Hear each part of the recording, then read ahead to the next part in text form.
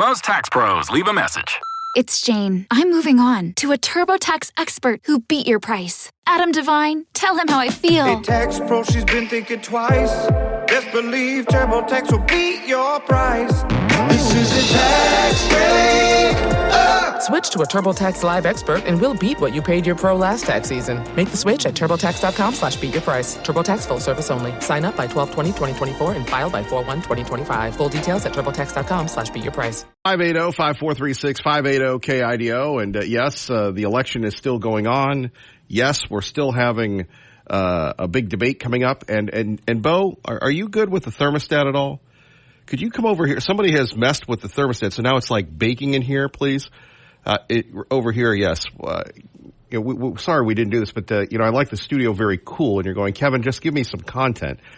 And I will in a second, but for some reason, somebody has just jacked up the heat in this room, and I can't somehow get it done.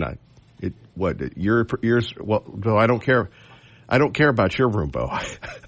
I know somebody has sabotaged both of our rooms, so I guess it could be worse. And for those of you that are working outside, you're going, Kevin, quit complaining about it being so hot. At least you're not in the cold or the elements or anything else. So our top story, Brian Kohlberger appeared in court yesterday and wearing a suit. And you have to take a look at his first appearance in Boise and what it all means. And, of course, the national media and everything else. And, a few observations that we share for you. Did you fix it? No? What, you just give me a shrug? Thank you, Bo. Sweet William, what are you doing? Oh, you like the heat. Sweet William, did you do this? No, you didn't. All right. Anyway, so Kohlberger makes his first appearance in court, and there he is in a suit, looking dignified, looking this, looking that, and you have to think to yourself, this guy, this accused killer, could be anybody's All-American. This guy could be anybody's best friend. This guy could be anybody's brother-in-law or son-in-law. And here he is accused of this heinous crime that has captured the will of the nation, the attention of the nation. And a lot of people that I know, they watched the hearing. They watched Ada County Judge Hippler go over the rules of the game, if you will, the laying the law down. And it was kind of odd. There were a couple of things that Judge Hippler said, and maybe that's just the rules of the courtroom. Maybe that's just how it is. But he's going, okay, now, y'all better behave. And y'all better get along. And we're all in this together. And I'm thinking to myself, is that really normal for a judge to do that in this high-profile case? I don't think there's going to be a lot of theatrics from the Latah County public defender. I don't think there's going to be a lot of theatrics from the Latah County prosecutor. By the way, you take a look at these folks, and I want to correct something. I was watching on CBS 2, the new guy there. He seems like a nice man, and it's good that we have, new people coming in. And I thought his report was really good from the courthouse. And, like Dave Burnett just said to me in the hallway, Kevin, why do you know this stuff? You truly don't have a life. Well, thank you, Dave. You're correct. But because I don't have a life, I share that with you. So I'm watching the television coverage of it, and I thought that Channel 2, the guy there, did a really good job. But I want to correct something that he said. He said the nation was shocked. The state was shocked that it was moved. It was never a shock that Kohlberger would come here. It was never a shock that trial would happen here, with all due respect. And again, to those people visiting, to those people from, other parts of the state, you have the Ada County Jail. Compared to any other jail, compared to any other facility, it is the best in the state. It is the biggest. It is the largest. You have the most people. And when you have the most people, you have the highest, toughest infrastructure. Also, Ada County has handled high-profile cases in the past. The Daybells. You have a larger jury pool here. One day I hope to get up to Moscow and to do a show from the University of Idaho. Was it Brave and Bold Vandals? No, Go Big Blue. That's Boise State. Thank you, Sweet William. However, taking a look at this trial, it wasn't a shock. Whether you listen to Kevin Miller in the morning, when we endlessly I've done high profile cases before. This was the place that it had to be. And again, you have a place to house the media, and not just the media, but you have people that are, I called in my article on KIDOtalkradio.com, crime aficionados, gadflies. Did you know true crime is a very big business? True crime is a huge business. You can start a podcast. You can go to a True Crime-a-thon or Crime-a-thon or whatever, and you can get followers and make a ton of money by just doing endless speculation. Endless speculation. And a lot of people do that. Now, again, it's easy to do until you see the people that are impacting it. Let me, by the way, what's that? Give out the phone number. Thank you. 580-5436-580-KIDO. So on one hand, we have the murder trial of the century coming here. I don't think that there has been a murder trial, sadly, that has gotten as much attention as this one has gotten and will get.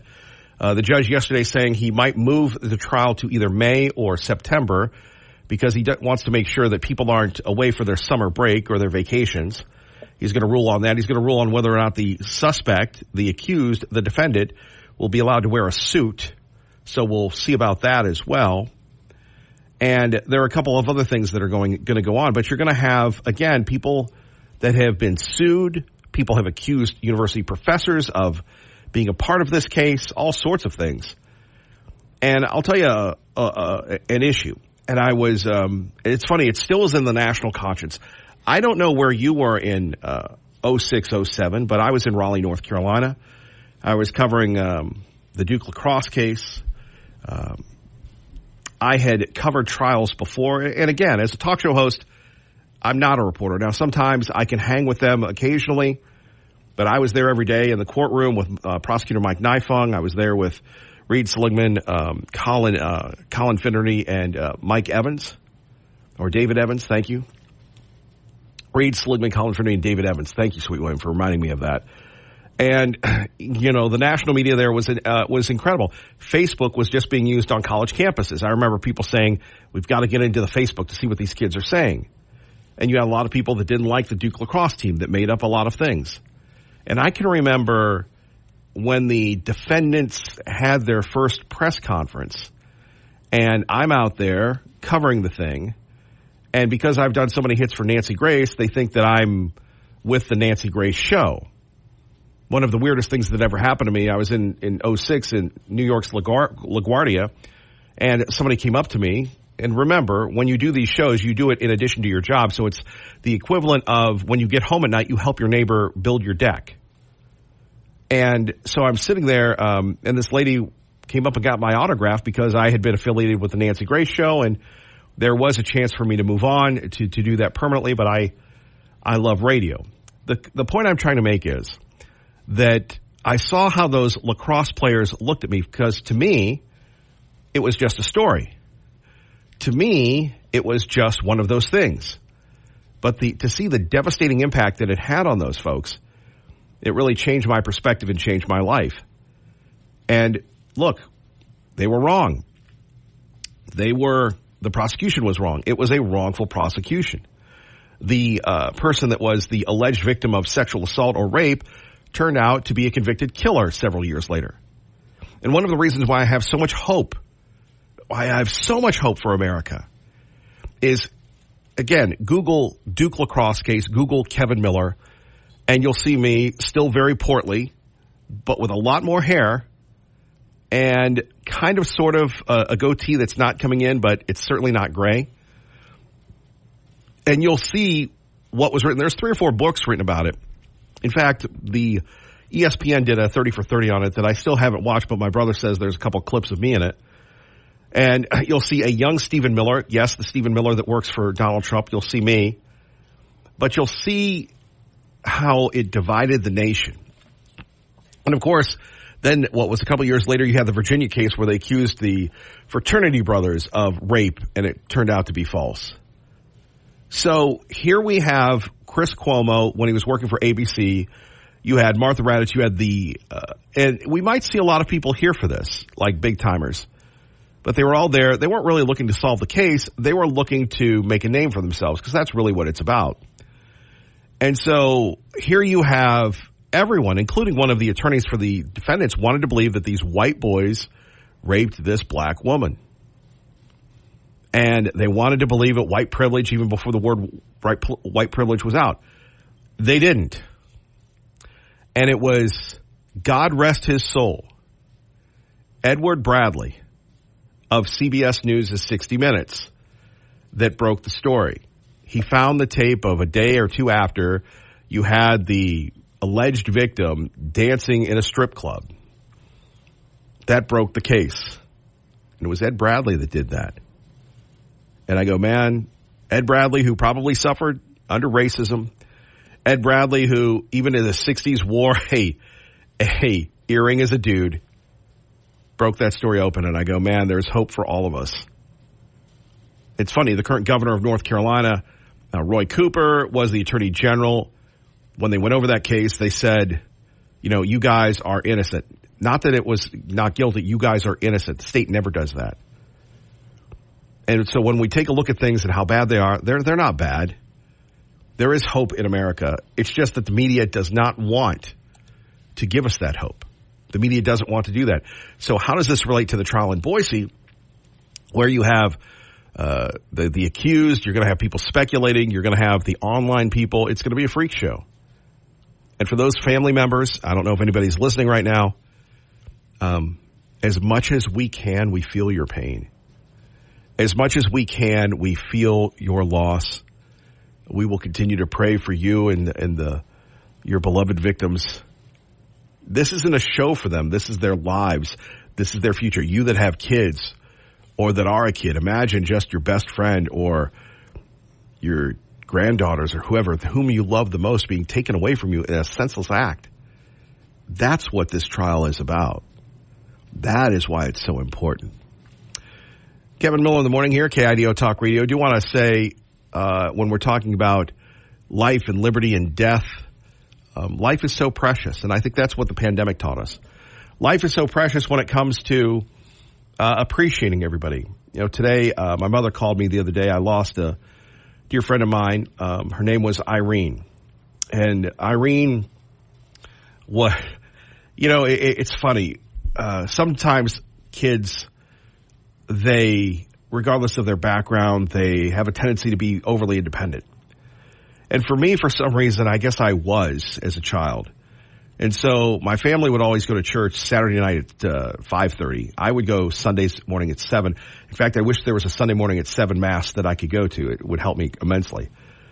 So I would go by myself, and my neighbor, Irene, who, you know, God rest her soul, died recently in her 80s.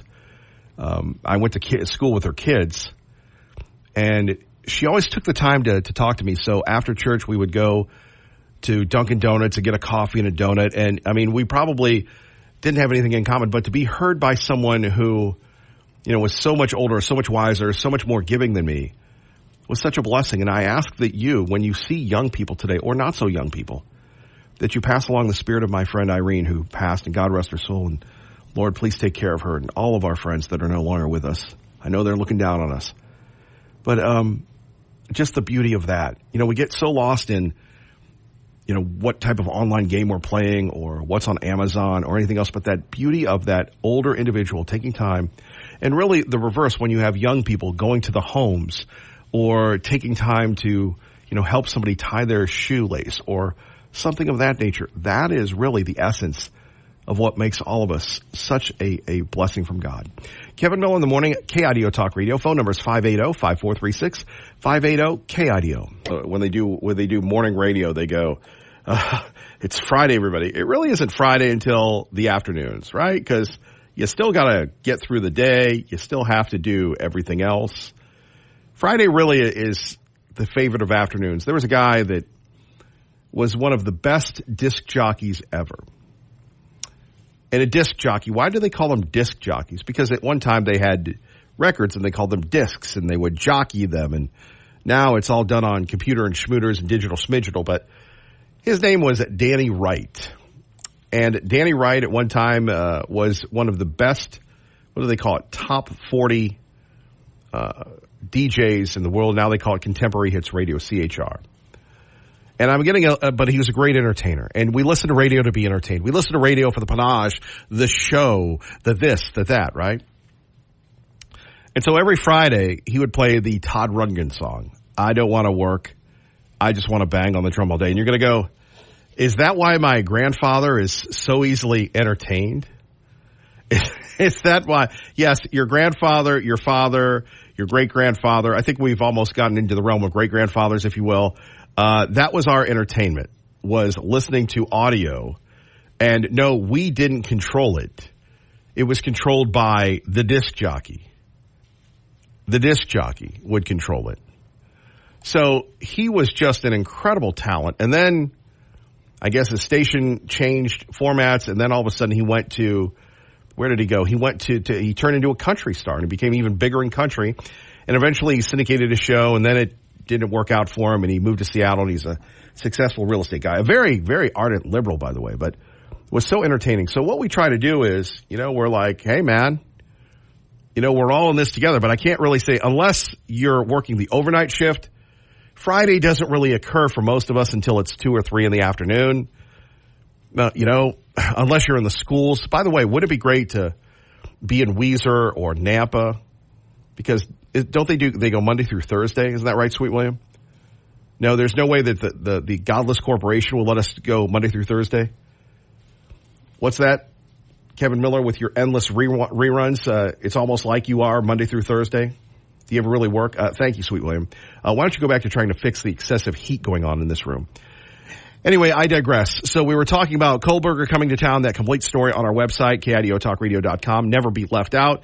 You can always get the news delivered to you, through our newsletter, through the app, just by signing up at KIDOTalkRadio.com, home of the Kevin Miller Show podcast. So if we say something compelling, or if people say, hey, Kevin Miller, I heard you called me a such and such. Well, have no fear, true believer. All you have to do is go check our work by checking out the podcast. Fair enough? Coming up, continued fallout over Kamala's bungled interview. She's going to do tariffs. She's going to do this. She's going to do that. My favorite line from her is the whole thing about where are you going to get the money for these programs? We just have to do it. Okay. Where are you going to get the money for these programs? We just have to do it. I really understand that. I get that. I understand that we just have to do it. Can we do it? And then we have the internal battle between Joe Biden and Kamala Harris. We had Zelensky in the White House yesterday. He's running wild. We're going to share that with you next. Kevin Miller, KIDO Talk Radio. Get you to work safely and on time. Good morning, Dave. Good morning, Kevin. From the Idaho Pizza Company studio, coming out of Canyon County into Ada County. Still looking good right now. Typically Friday's a little bit lighter than the rest of the week. Don't forget 11th Avenue, right near Comstock, under construction, Orange Barrows out there in Canyon County. TDS Fiber presents Oktoberfest at the Nampa Civic Center today from 5 till 10. A celebration of German culture, food, music, and beer. Get tickets for Oktoberfest at NampaCivicCenter.com. That's your traffic now on KIDO. Thank you very much, Dave Burnett. Kevin Miller in the morning, KIDO Talk Radio. I taught constitutional law for years. Constitutional law. Never was the Second Amendment meant to be absolute. Back when it was passed, you could not own a cannon. No, I'm not joking. People like the liberty of Americans is water with the blood of patriots. Like hell. I'm serious. Think about it. Think about it. It was never absolute. Never, never, never, never. It's time we increase funding for the Bureau of Alcohol, Tobacco, Firearms, and Explosives. Dude, what's the deal with this guy? Joe Biden. I mean, the dude is just like, he's sitting there talking and all of a sudden he starts screaming at himself. It's just really weird. Joe Biden. And I'm going, okay, so Joe Biden has said that alcohol, tobacco, and firearms needs more money. How about more money for the Border Patrol? Oh, that's right. You gave money to the IRS. You gave more money to everything else. So once again, Joe is back on it. He's having a good time. He misidentifies Senator J.D. Vance as Secretary Vance. I'm going to be very blunt. Secretary Vance of Ohio has called these shootings facts of life. Who the hell do these people think they are? Again, Joe, somebody told Joe, you've got nothing to lose. Joe, you've got nothing going on. You might as well just lay down the sauce. So that's the latest from Washington, D.C. Joe is laying down the sauce. Now, on the other side of the line of scrimmage, we do have continued reaction to Kamala Harris's disastrous interview with MSNBC. And you ever flub a job interview? You ever flub an interview? Now, I know a lot of people, they go on missions, and I'm sure that they have to have big interviews. And I can remember a couple that I bungled. One of them was trying to get into radio. I was trying to be a radio news guy, and my delivery wasn't good, and, live to tape, whatever. It was just a lot of, as the young people call today, anxiety. Next interview I had, it was for a job in Atlanta, and it was a big-time gig, and it was one of those things where you're young and stupid, and you're thinking to yourself, man, I could go to Atlanta. It's the big market, big bright lights, big city. And they were going to pay me what I was making in Raleigh. So I go there, and again, one of the great things that I would urge you to take a look at is put yourself in the other person's position whenever you're in a conversation or an interview or when you want something from that person. Some of the greatest advice that I've ever gotten. Put yourself in that person's position. So I'm in there, and these guys, they used to own the radio stations across the street. And then they got thrown out. But so I'm in there with these big guys, and they're all brothers, and they're all type A's. And so I did my morning show. I fly to Atlanta. I'm interviewing. And then I go into the big kahuna guy that, maybe it's for you, Glenn Beck, or for me, Glenn Beck. When you see somebody that's been in the newspaper on TV, you get a little starstruck. And you went, abdi, badoo. And that was the end of the interview. That was the end of the line, if you will. Flubbed the interview. Didn't get the job. Really, actually, I wrote the report so I wouldn't get the job. However, that's what happened to Kamala Harris. She flubbed the interview. And it wasn't an adversarial interview. Expanding that child tax credit, or you mentioned housing before, giving that extra money for a first home. If you can't raise corporate taxes, or if GOP takes control of the Senate, where do you get the money to do that? Do you still go forward with those plans and borrow? Well, but we're going to have to raise corporate taxes, and we're going to have to make sure that the biggest corporations and billionaires pay their fair share. That's just it. It's about paying their fair share. I am not mad at anyone for achieving success. But everyone should pay their fair share, and it is not right that the teachers and the firefighters that I meet every day across our country are paying a higher tax than the richest people in our country. Bill Gates just said it this week. If he was in charge of taxes, he would have paid more. But how do you find that line? Notice her whining. Pay more. If you're a firefighter, you're probably doing pretty well. You're doing really well. If you're a teacher, teaching is not a high-paid profession, although your benefits are incredible and you get to retire early and you get to have a good life. You're going to pay with me. I always like what they say, like the big corporations. What, like GE? Westinghouse? That's right. Obama gave them, remember during Obama? Remember that, Sweet William, during Obama? Where they gave tax breaks where General Electric or Westinghouse, whatever it was, what was his name? Jeffrey Emmett or something like that. They actually paid less taxes than percentage-wise than the taxpayers because they were buddies with Obama. And they shipped everything to China. Fair share. Hey. Hi, I'm the vice president. I want to go to a Boise State game. Oh, I love that. It's taken me a long time to be able to do that. So here we have it. The fair share. I'd like to pay my fair share. I'd like to pay my fair share, like when we go to the grocery store. Why don't we do this? Let's go to the grocery store.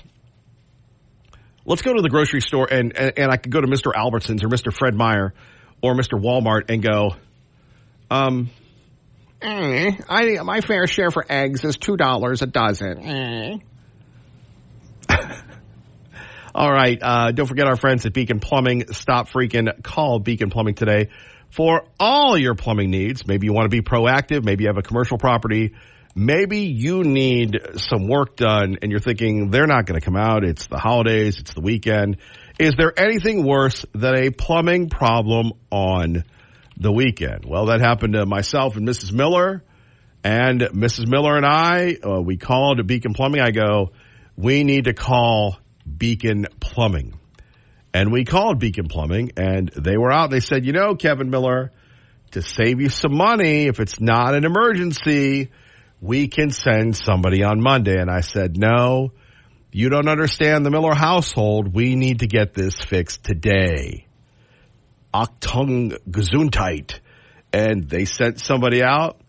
Nice guy. Didn't try to upsell me. Took care of a couple of things. Really appreciated our friends at Beacon Plumbing.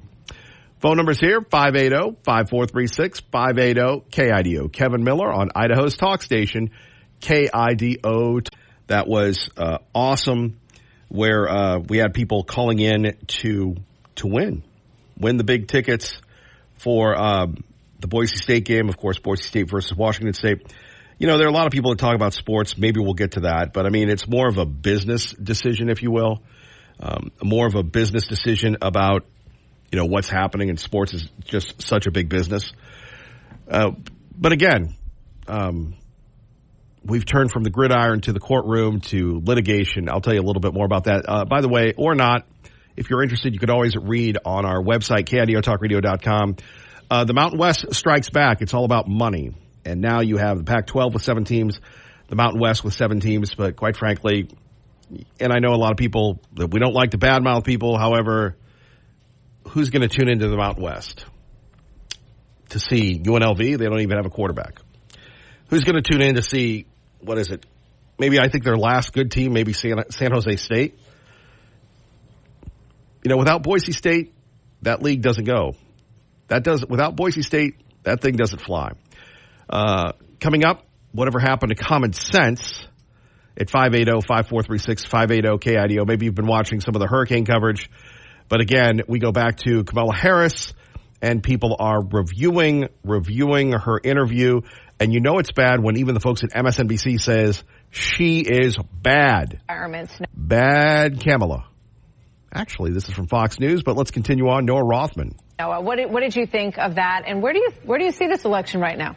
Well, you hit on it. None of us are the audience for this at this point. If you're an undecided voter on the sidelines, you really are listening for sentiment, listening for somebody who's going to talk to your specific conditions in broad, generalized terms and sentimental terms. Mm-hmm. That said, I thought this was an awful interview for Kamala Harris. She does this thing where she sets off in a directionless pursuit of a thought worthy of expression and then eventually finds it, but she spends those first minute or two sort of stumbling her way towards something that is a concrete defense of herself, her interests, her policies. In particular, one question about inflation, which is the biggest issue this cycle, price instability. Her one idea is to go after price gougers, as she says. How do you defend that, she says? She doesn't defend it.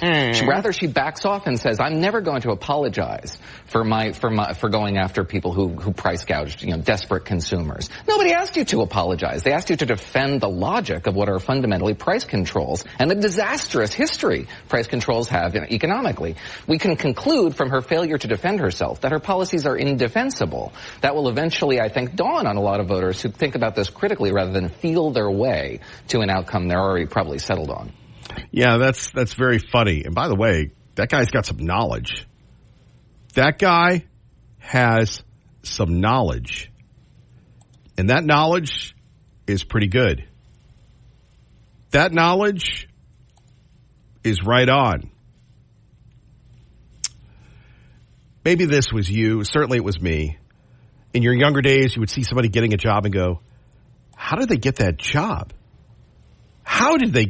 They're stupid. They don't know anything. Well, I just happen to know someone. You know what I'm saying. You know. I love that voice. We have added that voice to the plethora of voices that we have on this program. But the key question here is, are there people that do not like America enough? Are there people that are so enamored with buying the pro-abortion propaganda Are there people that are so enamored with having the first female, the first Indian, the first Black American, the first Asian? I'm not being disrespectful. I believe that's all the ethno-identity politics that are used to describe the current vice president. I don't know. But are they so enamored with buying the bad thing that we know that's bad for us? Like a lot of people, they love the Zyn. You know what Zyn is? Zyn is like a smokeless tobacco. And they banned it in some places. Other places you can't get it. There are a lot of people from California that have their friends in Idaho go, hey, man, can you send me some Zyn? And the feds are looking at Zyn because it's bad for you, just like, what is it, the vaping is bad for you, the cigarettes are bad for you. You know it's bad for you. And look, I'm a prime example. I know the chips are bad for me, but I can't resist. We know Kamala is bad for us, but people are so emotional, are so enamored, and then are not voting with their head, they're voting with their heart. Including one Irvin Magic Johnson. You've known Kamala Harris for a long time, right? Yes, over 20 years. So this has to be exciting. Yeah, it really is. I supported her when she ran for Attorney General of the state of California, and then I raised a lot of money for her when she ran for Senator of California, of course. And she's ready. She's ready. You like her? And, you know, she can bring the country together. She's fighting for women so that they can have the right to choose. I mean, it's the economy. She's trying to bring the groceries down. Yeah. Families can afford groceries now. I mean, price some gouging. of the things that her agenda. Oh, Magic. The plan she has for the country is wonderful. And then last but not least, foreign leaders want her to win because they know they can work with her. So it's really good. Yeah, that seems like to be the case. Yeah, they can work with me. More money for Zelensky. By the way, Magic, how about those gains on all your business holdings that don't even make a profit? Are you ready for that? All the rich people are going, that's the dumbest idea ever. That is the dumbest idea ever. If you're a rich person, you're thinking to yourself, this is not good. How about that? Have we ever really seen this issue here where we have somebody that is just so bad? Well, we had Joe, but at least Joe could, put together a sentence occasionally on a good day when he was on the good stuff. Today, not so much. Today, it is interesting. Truly, you have to be probably one of the less intelligent people to be voting for the vice president. And you're going to go, well, Kevin Miller, you're just being mean. Kevin Miller, I don't like it when you make fun of the mayor. Joe Biden. She's a good lady. I'm sure she is. She appears to be a very nice lady, the mayor of Boise. We're going to see what happens when we, take a look at the city. Obviously, she won re-election. Elections have consequences. Mayor McLean is rolling. Good for her. We thank her for that. Doesn't mean we have to agree with her. Doesn't mean that we like that we spend money on things that we don't need. And yet, in told, that is the same thing with the vice president. The vice president is, going to do these things. And I'm thinking to Magic Johnson, okay, Magic, and this is a good one. Please tell me, what one good thing has she done? What one good thing has she done to make a difference? Tell me, what is her major accomplishment in life? Well, I passed the Inflation Reduction Act.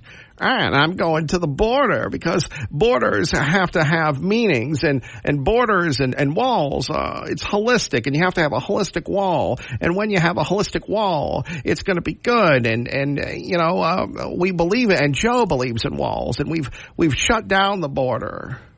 By the way, from Brittany Bernstein of National Review with Kevin Miller on KIDO Talk Radio. Think about this. Here we go. Headline: Kamala Harris won't say whether she stands on trans issues, but her record is very clear. Kamala Harris will not say where she stands on medicalization of gender dysphoric kids. the intrusion of men into women's private places or males competing in female sports. Asked for clarification on those issues, Harris' campaign declined to comment. No comment, please. No comment. I'll have to talk to Doug. Doug, stay away from the nanny. I really hope you like that voice. If it is aggravating and it's not entertaining, I'm sorry. I'm going to have to stop it then. Anyway, a review of her records by the National Review suggests that the former California Attorney General, by the way, we have so many people that used to live in California. I'm sure you have a lot of information you could share with us on the great Kamala. But here we go. Her record is Attorney General, U.S. Senator, and Vice President, has done her best to keep up with the views of gender and sexuality that happen to be in vogue among the left at any given time. As Attorney General, did you know this? Harris signed off on her office's appeal of a court order that would require the state to provide gender transition surgery for transgender identifying prison inmates. Now, on the other hand, you had Governor Little, the crime fighter. No, that's the Attorney General. The governor, the great decider, he signed a bill. He fought the bill. He went to court to make sure that, what was it, the inmate Edmo? Was it Adrian Edmo? I know the last name was Edmo. Convicted sexual assault dude that wanted to become a woman, and I believe the state had to pay for it. Now they're fighting another case. Brad Little fighting against this. Kamala saying, oh, well, we're going to sign off on that and see what happens, little buddy or little girly. I know I have to stop the voice. I'm sorry. You want to stop the voice? 580-5436-580-KIDO. Here we go. This is what Harris had to say. These are personal beliefs. Unfortunate situations that have occurred when my clients took positions that were contrary to my beliefs. The bottom line is the buck stops with me, and I take full responsibility for what the office did. Okay. She said the state's policy of denying gender transition surgery to inmates was in place long before she took office, and she was merely acting on the behalf of her client, the state, even though she worked behind the scenes to change the policy, which was in fact changed in 2015. One need to look no further than the recent endorsement from the Advocates for Trans Equality. Last month, the group said Harris has demonstrated an unwavering commitment to advancing the well-being of transgendered communities. By the way, you talk about a growth of a community. 10 years ago, the transgendered community didn't exist. Today it does. Think about that for a moment. Is that a good thing? We'll talk about it next. Kevin Miller in the morning, KIDO Talk Radio. Phone numbers 580-5436-580-KIDO. Hold for Hannity today at 1. Here's a preview. KIDO Talk Radio. That's KIDO Talk Radio. KIDO. Place. Sean was talking a little bit about a caller called in and said, man, you know, Rush was so great. And Sean brought up such a cool point that Rush Limbaugh was so optimistic. And I can remember, man, how many times when Obama was running wild. Thanks, Obama. When Bob Dole lost, when George Bush lost, when we lost this. And you always knew everything was going to be okay when you heard the Pretenders, my city is gone. Talking about Ohio and stuff.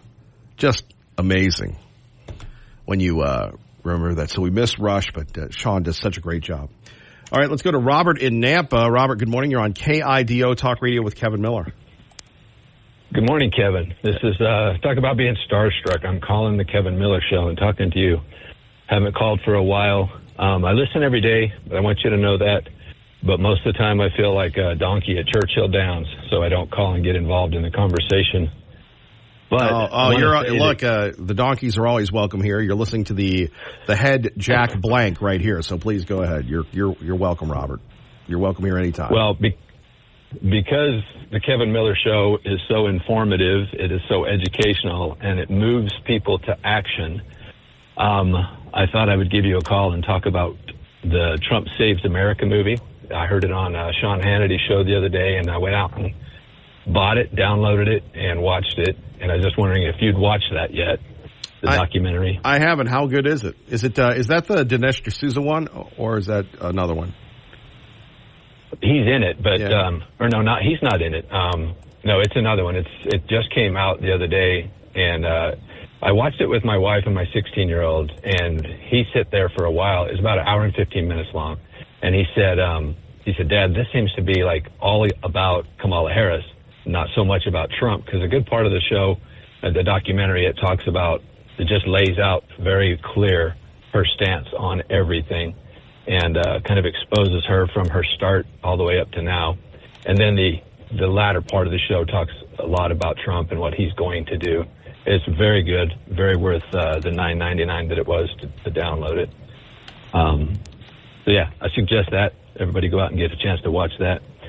The other thing I wanted to ask you is about ranked choice voting. There's somebody in my neighborhood, we have a Facebook page, and they posted, "What is this?" And the first thing I thought about is, well, you need to listen to Kevin Miller's show. You get more information. But then some of the comments on there, people are saying that... Now, hold on, Robert. Robert, I think you've made the promo. Bo's looking at me. That's all you want me to do is do promos. Look, I think you made the promo, Robert. I think this is great. You'll live forever in infamy. Well, it's true. You have a lot of information. You have a lot of good callers that have education and information. And so some of the people's posts were talking about that it allows anyone to vote for anyone, and they were saying you should encourage it. They were also saying that it makes it fair for independents. Yeah, so I was just calling to ask you, what is your thoughts on that, and what would a good response be?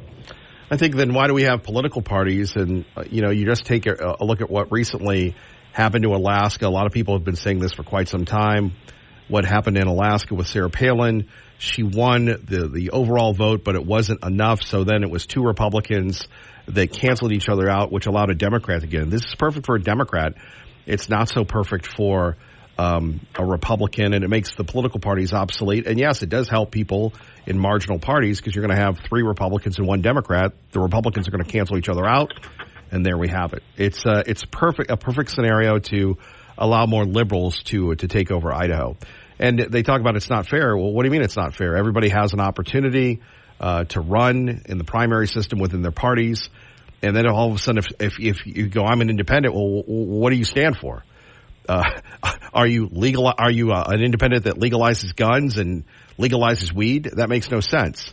But again, there's a closed primary system, and you have to declare your political parties, and you have to roll, Robert. There's a system, and somebody tell me why the system's broke. Is there a groundswell movement? No, it's been financed by big money from out-of-state interest to upend the conservative vibe that we have here in Idaho. Yes, we need to hold on to that. I agree. Now more than ever. Well, all right. I appreciate it, Kevin. Robert, thank you for the comments. We'll try to live up to them, sir. Have a great day. Enjoy your weekend. Thank you. Appreciate you. By the way, we'll be at Dennis Dillon at Nissan on Saturday from 10 to noon on Fairview. If you want to stop by, say hi. Test drive a Nissan. Dennis Dillon Nissan will be there hanging out with Andy.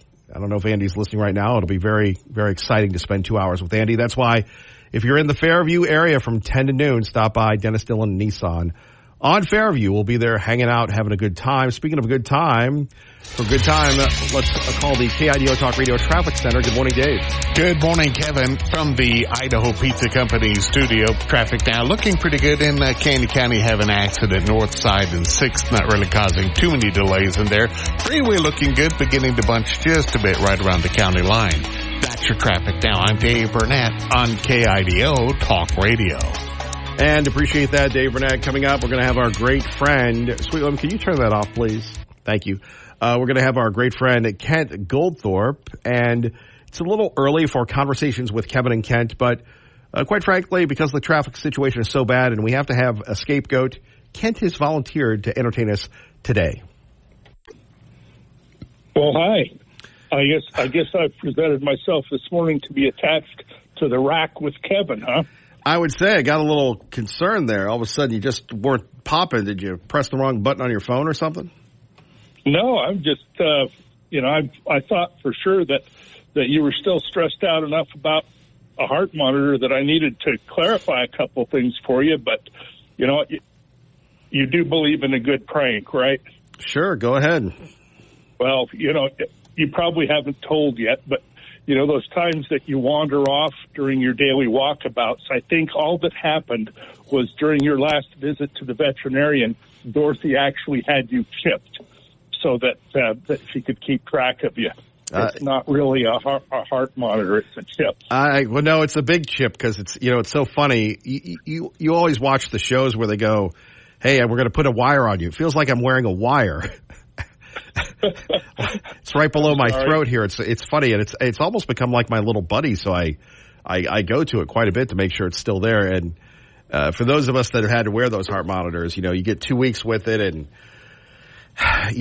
sometimes you have to because it gets sweaty and it goes off. So then you have to replace it and all these sort of things. So it's fascinating, the miracle of modern medicine, almost like the miracle of modern politics. Do you think the national race has any impact here in Idaho, Kent? You're an elected Republican. You hang out with all the big wigs. I mean, really, the national people have blown off the state for years because we're just too darn successful. Well, that's an easy question, an easy answer, because I don't think national politics plays into Idaho in any way, shape, or form from strictly a surface political sense. What happens in Washington, of course, has sometimes considerable effect. What comes down to Idaho, especially by way of federal funds, and requirements and unfunded mandates and all those sorts of things. But otherwise, no. I like to play in local politics because that's really the only way that a person can have any impact here in Idaho. No, I'm with you, but I mean, you do see a lot of. Are you surprised how many Trump flags you see driving around neighborhoods? You don't really see any. I mean, in Boise, you do see a couple of. I think I've seen maybe 2, at the most 3 Harris bumper stickers. Well, there is that, and I know that makes people feel better, showing their allegiance by having a flag on the back of their jacked-up pickup or a big bumper sticker on the back of their Prius. I don't know. I've never done any of that. No, I mean, you and we're sedan people. No, I just don't want to devalue my car or truck. Okay, I'm trying to agree with you here, Kent, but you're making it difficult this morning. I think you're ready to be pugnacious here this morning. That isn't why you have me on the show at all, or that See, isn't why I show up. Here it is. He's correcting me again and again. Kent, we're going into deep water here today. Let me see if I can continue on. Our great friend Kent Goldthorpe joining us on KIDO Talk Radio. Last hour we had a question about ranked choice voting. And as somebody who, you talk to the libs and the libs talk to you. In fact, Joe Biden. Do the libs like you or do they just tolerate you? Just tolerate. I think they like you. Has a liberal ever given you a hug? Yeah, actually. You like to hug a liberal? I'm not a hugging person, period, end of story. But when they run up to you and throw their arms around you and give you a big hug and then run off before someone saw what they did with a conservative, then, you get a hug once in a while. Yeah, and you'll accept a hug from a liberal. I'll accept a hug from just about anyone. Wait a minute, Ken. You can't be a hug hypocrite.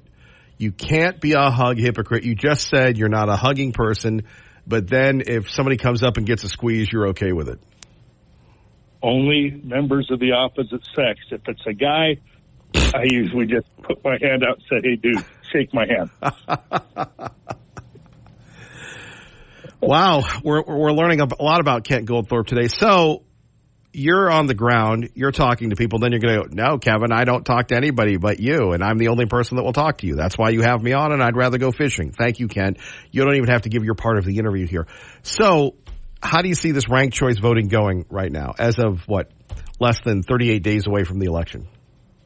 Well, we took the boat out of the water when the kokanee spawned, so I haven't been fishing much lately. Oh, my gosh, Kent, just answer the question. Okay, ranked choice voting, I think, has a chance in Idaho because of how hard people are working to get it to pass.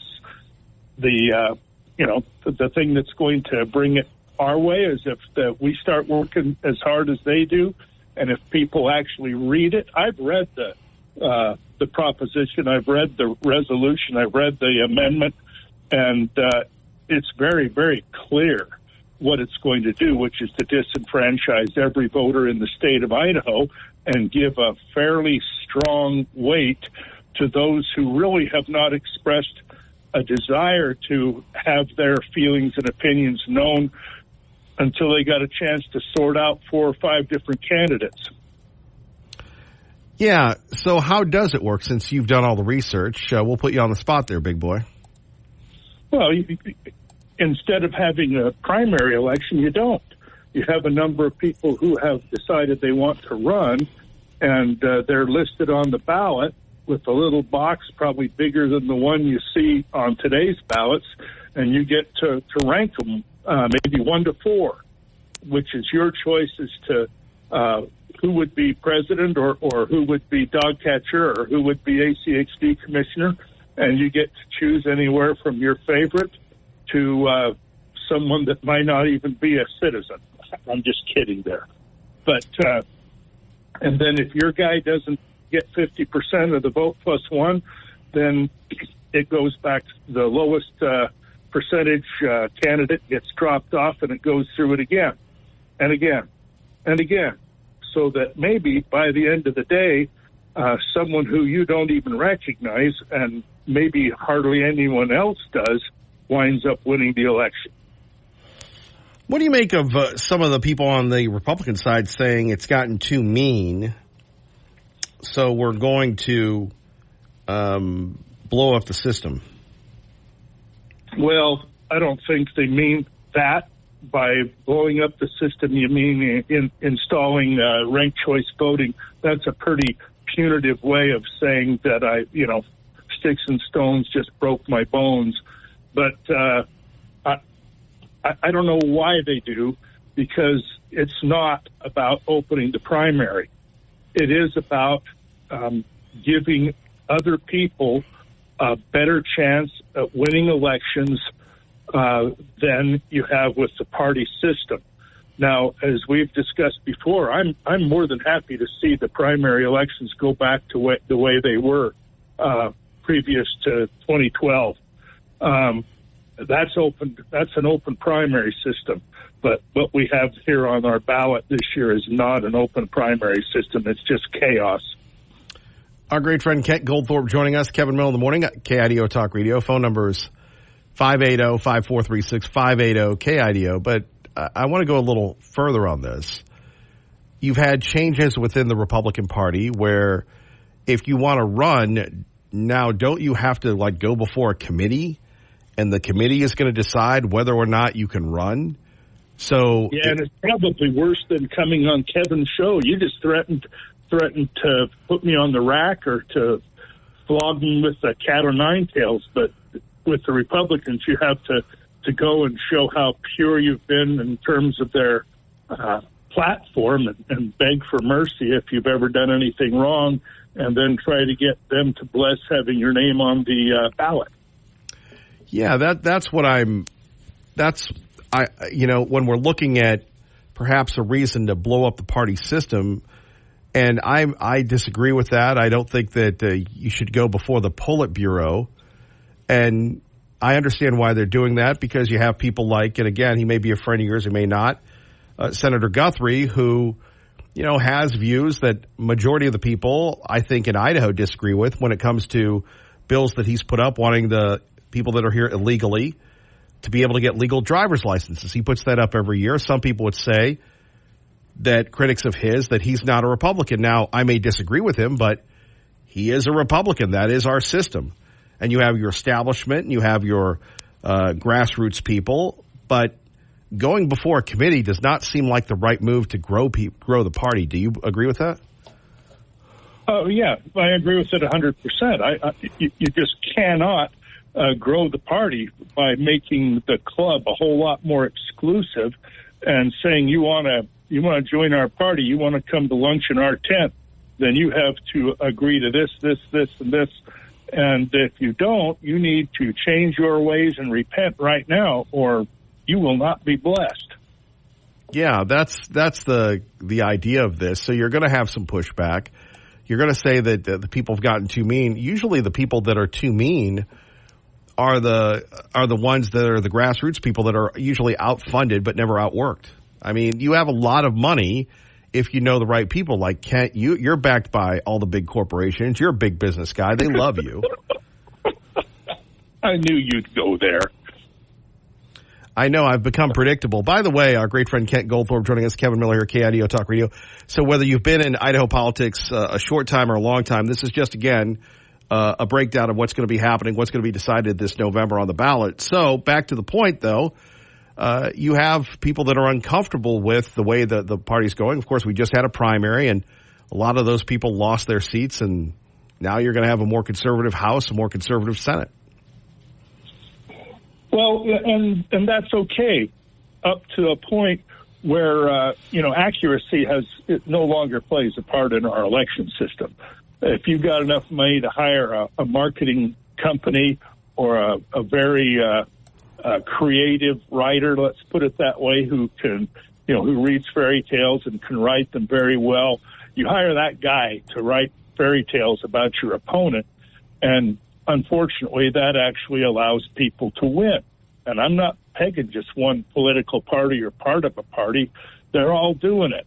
And my particular function in life, which is extremely entertaining for me, is to, in all ways possible or all ways that I'm allowed, daylight the stuff that people say about others that is not accurate. You can put a little spin on someone's votes, but you don't need to make them out to be a pedophile or trying to change Boise into Portland or whatever. That's just not true and not going to happen. But it makes good print and allows a few people in this valley to collect a fat paycheck and still go to church on Sunday holding their heads up, they think. I don't know about that. I think a lot of people would like to change Boise to Portland. You have the carbon neutral thing. You have the mayor that's close with Buttigieg. You have the EV mandates. There's a lot of there. You have the rezoning of the bench and other areas. Boise is changing. Oh, yeah, but most of those people live east of 5 Mile or Maple Grove. Kent Goldthorpe joining us. Kevin Miller in the morning here, KIDO Talk Radio. So here we have the primary election coming up, more conservative House, more conservative Senate. What does that mean for the legislature? And what does that mean for your beloved ACHD? Are you worried about them trying to get you again? We've been, for lack of a better term, threatened since the day after the primary was over, or maybe a week or two after the session ended. It still is absolutely beyond me why somebody claims that the model that ACHD functions under is not an efficient model. You even have a Republican in the Boise City Council right now that's calling to get rid of the ACHD model. And as far as I'm concerned, she knows better and shouldn't have that particular opinion, because it is absolutely not about controlling the roads. It's about control of money. And you look all over this country with different municipal entities that control the money that goes into the roads, and you will, in almost every case and every year, see that money disappearing down a wormhole that does not contain anything having to do with roads and gets spent on something else. And that's what certain people want to do with the money that's budgeted going to ACHD, is they want control of that money, not you, the citizens. Now, for a lot of people that moved into the area, they don't really know what ACHD is. What is it? Well, the Ada County Highway District, it is the only multi-jurisdictional, and jurisdiction means the 6 cities and unincorporated Ada County itself. It's the only multi-jurisdictional highway district in the entire United States of America. And as such, the one entity, which is a separate government, we have been made a government. We have ordinance authority, which means we pass these little laws, but we can't enforce most of them because we don't have enforcement authority. So that's a good thing, because I don't want to have a police department associated with the Ada County Highway District. But we take care of the roads. We basically own the roads, and we try to accommodate as much and as many of the needs of this area as humanly possible within the constraints of our budget. We just got through 2 days ago, approving the plans. Some are fairly solid, some are not, some are pipe dreams, some are ready to turn the dirt over with. We've just approved the plans for the next 5 years. And it was very nice that we had a bigger turnout from the public than we usually do. In the last 10 years, we've made a much stronger effort to make sure that the public is involved in the planning process. We used to have 6 or 8 or 10 or 12 different suggestions from the public as to what we should do with their money and how we should spend it and the projects that were important to them. We have over 1,500 now, and that's because we're of the outreach that we do to get people involved. Some folks don't think that we give their concerns as much weight as we should, and that's a function of how they did, how they work with their commissioner, because frankly, a majority of our commission thinks that we ought to bow to the municipal interests before we actually take a look at what the public wants. And I'm not one of those guys, but I am a minority right now. Our great friend Kent Goldthorpe joining us here on KIDO Talk Radio. Why is traffic so bad right now? Well, because there's not enough. There's a lot of reasons. So some people think there's not enough asphalt to handle all the tires. Maybe. I think that we've been so used to such a good thing for so many decades and generations that those of us, and we have an employee at ACHD who lives in Weiser, that we feel we can live as far away from where we work, shop, recreate, go to church as we want, and the rest of the public is responsible for keeping that road open well enough that I can get there in record time every single morning and get home every afternoon. And that's just never going to happen again. So you're blaming people that like buy a home somewhere else for the problems of the traffic here? Oh, that's part of it, but only part of it.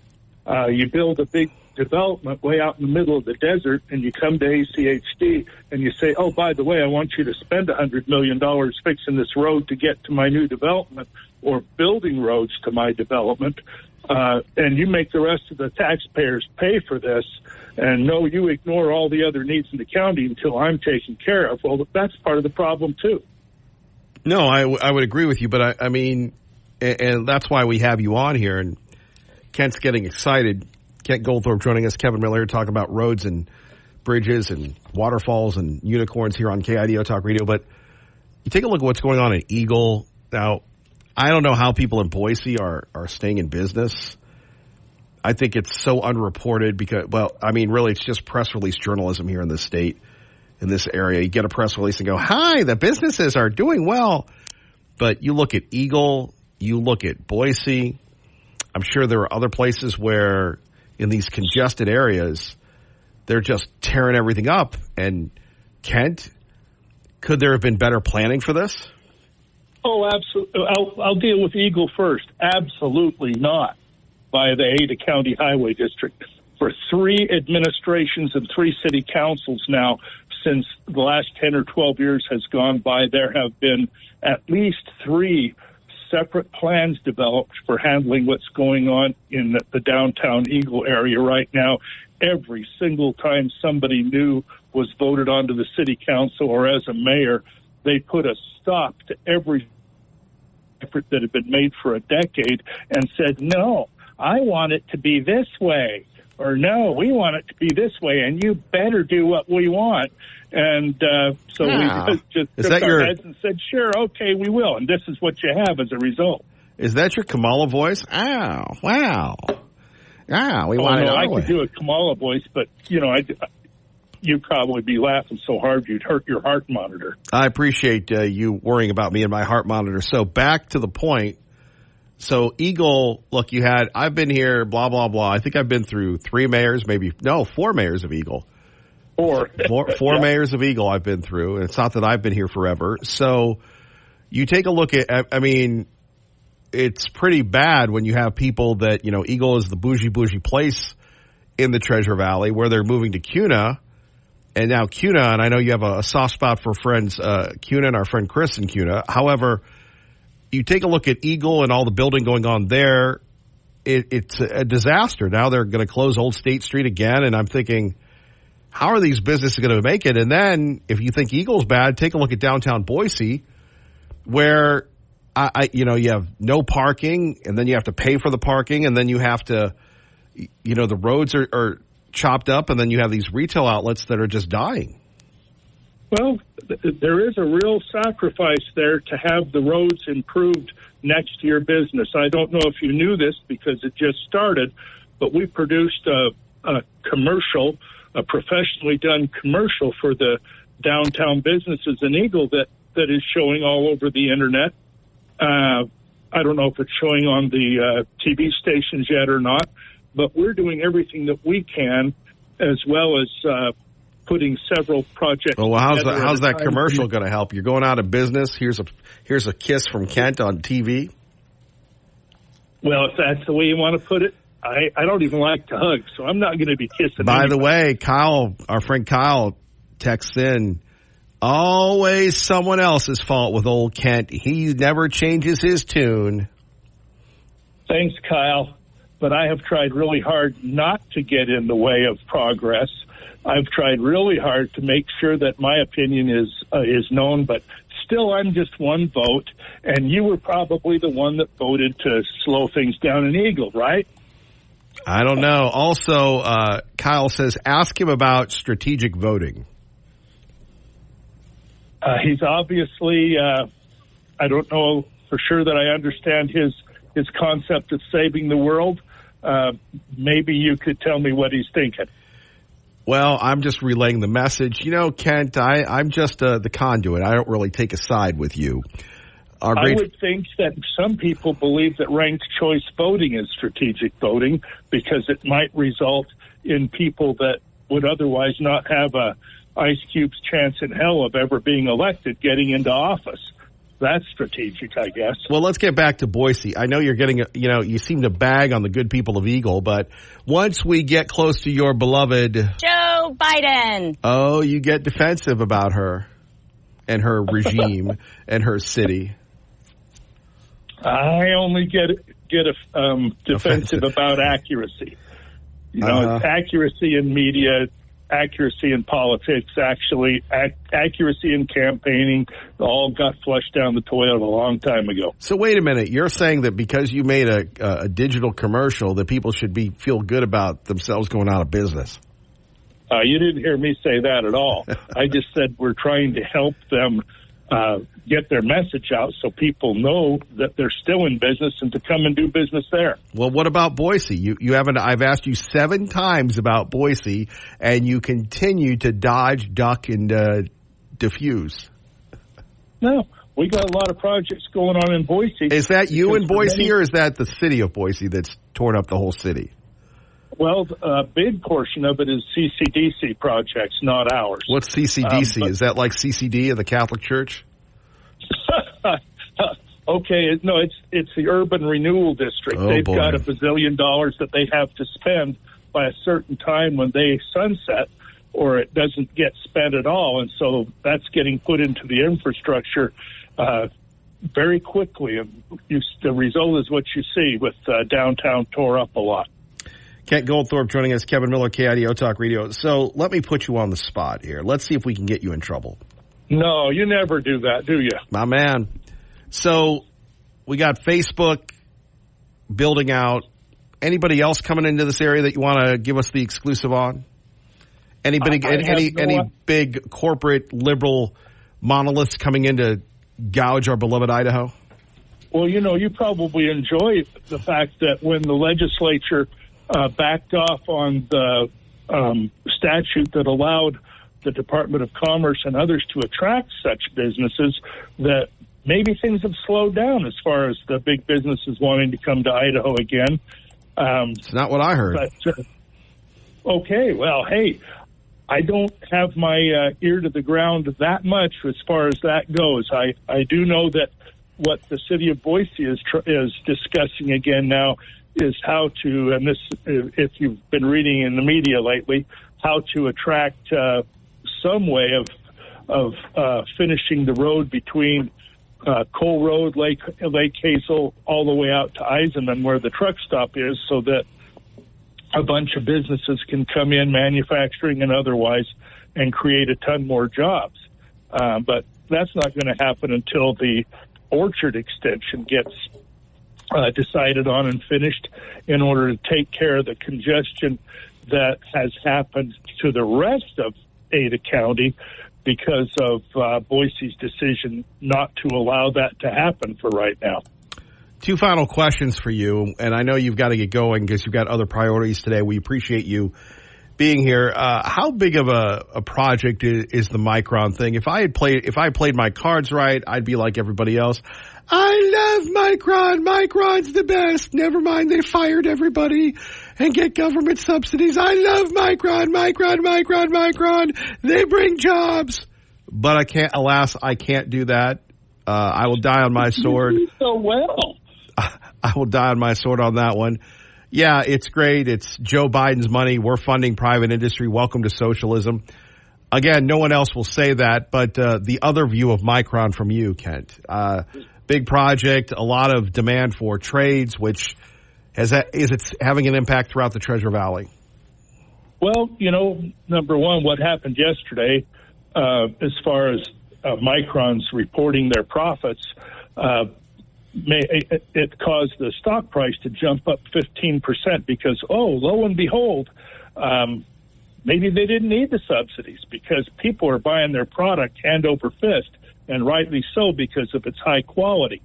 Micron's going to be bringing in thousands of jobs. They've asked for some huge concessions from different levels of government. They've received most of what they want. Right now, they need to have a road put in from Eisenman over to Highway 21 to help get employees and the public from point A to point B, and that's not happening because there's a huge difficulty in getting property from the Simplot family, and we're sitting back there as a highway district just watching and wondering if anything's going to happen with that, because we don't particularly think that the taxpayers in Eagle or Star or West Meridian or CUNA need to pay for tens of millions of dollars worth of infrastructure improvements that may not benefit them at all, just as much as I said the same thing about people in East Boise having to pay for connections to Highway 16 that are never going to benefit them at all. So, I'm helping to ultimately direct that discussion. Oh, wait a minute. Who are you, Dave Petzo, talking about stock prices? I don't care about their stock. 1 minute it's the best ever. The next minute it's in the tank. We can go over the years and years of Micron. Hey, well, I like Micron. I like Micron stock, and it ebbs and flows. Right, and it's great that Joe Biden bails them out all the time. So good for them and good for you. It's wonderful to be Kent Goldthorpe. The rest of us work all the time, Kent. We love America. The rest of us work. Okay, so now you're saying that I'm a lazy bum. I would never say that. Wanting to drag my butt in, strip off my shirt, and beat me half to death. Now, okay. Wait a minute, Kent. Remember, you're on the radio. This isn't a private conversation. So anyway, let me get you out on this one. We appreciate you giving us the time here this morning with Kevin Miller on KIDO Talk Radio. Many people talk about this, and I know you get tired of me harping on this to you, but this whole outer loop, and would that have solved the problems, and is that still a wish list that could never occur? Couldn't we go way, way out and have a way, way outer loop where the land is cheap and we could build that? It would still probably cost multiple billions of dollars. So as far as my finite amount of thinking can determine, no, that'll never happen. We have to improve Cunamora Road to make it a quicker shot south of Boise. We have to improve Victory Road so that it'll do the same thing, but we're not going to have a new belt route unless somebody comes in here with billions of dollars and says, here, do it. Here, do it. Yep, here's the money, do it. But we don't have that kind of juice. As you mentioned at the beginning of the conversation, we're not exactly Washington's favorite place. Well, Kent Goldthorpe, we always appreciate you, and thank you for enjoying the spirit of our conversation, always being a good sport, sir. I enjoy it, and thank the folks that are now steaming under their, what we talked about. Tell them it's only half serious. Kent, have a blessed day. Thank you, sir. Appreciate you. You too. See ya. Our great friend Kent Goldthorpe, ACHD Commissioner, Kevin Miller, KIDO Talk Radio. Original Kevin Miller Show launched in Nashua, New Hampshire, almost 30 years ago. Coming up next year, of course, we always talk about living the dream and doing our very best to help others, and we always want to be inspirational.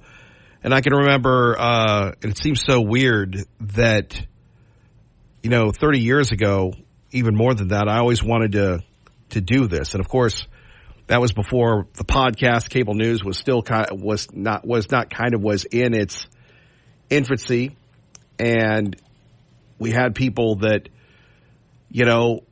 looked at radio as such a change agent, and it still is. And I say this to you that Stephen Pressfield wrote the book "Just Do the Work," right? And that's where what we have to do. We have to do the work. And I remember working at a mall, scrubbing floors, cleaning toilets, and then going into work for a guy to produce a show. And unlike Bo, who runs the board and technically makes sure everything runs, I was the off-air guy that I would come up with content ideas, or I would they had these things that looked like 8-track cassettes, and I would dub them and bulk them. If you've ever been around those things, you put them on a giant magnet, which takes away all the audio. And I look at how our world has changed and the continued rise of Rush Limbaugh, and then how he was so courageous at his death, and the search to provide good quality information, which is what we look for each and every day. And that's where you come in at 580-5436, 580-KIDO. I love this idea of Michael Cohen saying that if Trump wins, I'm going to change my name and leave the country. Michael Cohen at one time was the fixer. He was the attorney for Donald Trump, and then he decided to cop a plea. Now he goes on TikTok. The Chinese app makes a ton of money by bashing Donald Trump, and now he's decided to claim victim on MSNBC with Nicole Wallace, who, just like Michael Cohen, Trump's book, used to be a Republican. Man, dude. Bad computer again. Bo, write a memo. Write that computer up. You can't write computers up if they just don't work. You just can't write them up, can you? Finally, a man who's always working. He's working for you. His name is Ron Grant. Paid for by Ron Grant, your safer money specialist. And he's ready to roll to talk about how to keep your money safe. Over 14 years on talk radio, providing people a pathway to keep their money safe. Here he joins us now. Good morning, Ron. Good morning, buddy. How are we doing today? Not bad, Ron. You're better than the computer. You're working today. The computer, got to caress it a little. Let's talk about the safety and security. Is that a pipe dream when it comes to your money? No, it's important, Kevin, especially if you're working and getting ready to retire. Remember, you're filling the pipeline up with money. You're putting your savings away in a qualified account, probably a 401k or an IRA.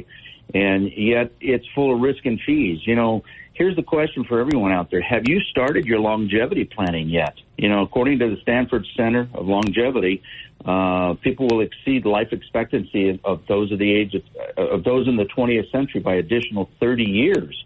That's a long time. Is your money going to last? Here's some questions. Do you have a lifetime guaranteed income out of the risk and the fees of the Wall Street casino? And will you outlive your money in your 401k? It's possible, because the fees can eat up what you have. And the last one is, how bad will the next 08 type of effect your retirement living. You know, my clients and I, we sleep at night knowing that we've got a lifetime income that we can't outlive. And when we passed away, our beneficiaries will get the balance. And that's important. It's important for your dignity money. Ron, if people want more information, if they want to get a hold of you, they want to grill you, what can they do? Well, you know, I've got a great educational website that I set up that they should go on first. It's got articles on it. There's videos there that they can take a look at. There's a book they can download, 10 Things to Know About Retirement Income. And they can also email me from the site. It's safermoneyspecialist.com. And then let's have a phone conversation right here in the Treasure Valley. It's 208-660-1372. Let's make sure we keep your money safe that you worked hard for instead of giving it away. It's tough to work. It's tough to earn it. And why give it away? Ron Grant, we appreciate you. Thank you. Appreciate you, buddy. Have a great weekend. Paid for by Ron Grant, your safer money specialist. All right. Thank you very much. Phone number's here, 580-5436. 580-KIDO. Here we go. Michael Cohen. If Trump wins, I'm leaving the country and changing my name. There. I mean, there's the apartments and the lawsuit from DOJ. What is different in terms of the guy you knew and worked for and the guy you see running for president in 2024? Donald has become the absolute worst version of himself imaginable. And I often get asked this question, and people say, how? Why? He was always bad, don't get me wrong. But this is a whole new low by this man. And it's not that he's even thinking about this all on his own. He has surrounded himself with the worst of the worst imaginable. The Steve Bannons, the Steve Millers, the Jason Millers, right? These are the worst of the worst who have the Shady Vance, the whole group of them. The whole group of them. They are a whole group of racists and sexists. We know that they're misogynistic, they're xenophobic, they're homophobic, they're Islamophobic, they're transphobic, they're... By the way, he talks goofy, doesn't he? That guy, you know, I talk like this, and I transphobic and this phobic and that phobic and blowphobic. This guy has become a caricature of a person. Now remember, this is a tough guy that goes on TikTok and rips it, and he's got an anti-Trump audience and everything else, and everything is bad. So if you say that I disagree with certain lifestyles, that makes you a phobe. You're a phobe. The Steve Millers, the Jason Millers, right? These are the worst of the worst who have the Shady Vance, the whole group of them. The whole group of them. They are a whole group of racists and sexists. We know that they're misogynistic, they're xenophobic, they're homophobic, they're Islamophobic, they're transphobic, they're anti-Semitic. What else can you possibly be? And one. Now, how can the Trump team be anti-Semitic compared to Tlaib, Omar, the squad, and the crew? You want to talk about people that are anti-Semitic, that don't like Israel. It's not Donald Trump, who has a Jewish daughter and Jewish grandkids, a Jewish son-in-law. It's not Donald Trump that came up with the Abraham Accords. It's the libs. Liberal! That's exactly what it is. It's not us, it's them. 580-5436, 580-KIDO. Very quick break. Kay Millie. Good morning. You're on KIDO Talk Radio. Good morning, Kevin. I just want to reassure everybody that this person is not going anywhere. What's his face? I never remember his name. Oh, Michael Cohen. Yeah, that's the one. They always threaten that they're going to leave the country if a conservative, wins the election. I mean, that was already old in Bush's time. They're not going to go anywhere. Oh, and by the way, did you hear what he said? I don't know how it's going to work as far as dealing with my family and wife and children. I certainly don't want them moving to where I'm looking to go. Well. What a confession. Where is he moving to go? Hell? I mean, that will be appropriate, but I very much doubt it. And I never heard such projection. That was projection 2.0, what he just said about Trump and the people he surrounds himself with. I mean, I hate to think where that leaves Kamala, honestly. These people are a joke. You can't make it up. He's not going anywhere. They always do that, and then they just shut up and stay glued to their mansion and gated communities. They know how good they have it in this country. And by the way, I like your impersonation of Kamala. No, you're right. You're right. I thought I was the only one who noticed it. Because Joe Biden's shtick was to act like a get-off-my-lawn old crank. You know, he thought that would make him feel, sound important and stern or whatever. And for some unknown reason, Kamala has decided to go adenoidal. For goodness sake, somebody give the woman a Claritin. She always looks she has something up her nose. But you're quite right. That's exactly the way she sounds. It's anyway, a bunch of circus, just a circus with all the clowns lining up. Anyway, love, have a good weekend, okay? Thank you, Lucille. Take care. Yep. I appreciate Lucille. Let's get you to work safely and on time. KIDO Talk Radio Traffic. Good morning, Dave. Good morning, Kevin. From the Idaho Pizza Company studio, 84 eastbound heavy and steady traffic for you. Typically Friday is a little bit lighter than the rest of the week for whatever reason. Up Highway 55 looking pretty good. You do have construction Horseshoe Bend up to Spitz Ferry. Treasure Valley Coffee is celebrating 40 years of serving Treasure Valley in southern Idaho in the business community with the latest coffee equipment and over 80 varieties of coffee. And they now offer bar and restaurant supplies. Check out tvcoffee.com. That's your traffic now on KIDO. Appreciate that. Coming up next hour, let's get into solutions. What do you mean by that, Kevin Miller? Well, the solution when it comes to the outer loop. We talked a little bit about that earlier with Kent Goldthorpe. Is there, we have all these enormous vehicles on the roads. We have everything else going on the roads. Why not come up with the money if that's possible? And I don't know who we need to get on, but if you think about it, we've always had this surplus, and I guess the surplus is running out. We still have issues with schools. We still have issues with municipalities. The money tree seems to be running out, whether that's Joe Biden cutting off the spigot or there's just too many people coming in and the tax base isn't expanding enough. But you take a look at all the back roads and you have all these big trucks, and that cannot be an easy gig to drive a big truck on these roads. Why not alleviate some of that? We can't afford it.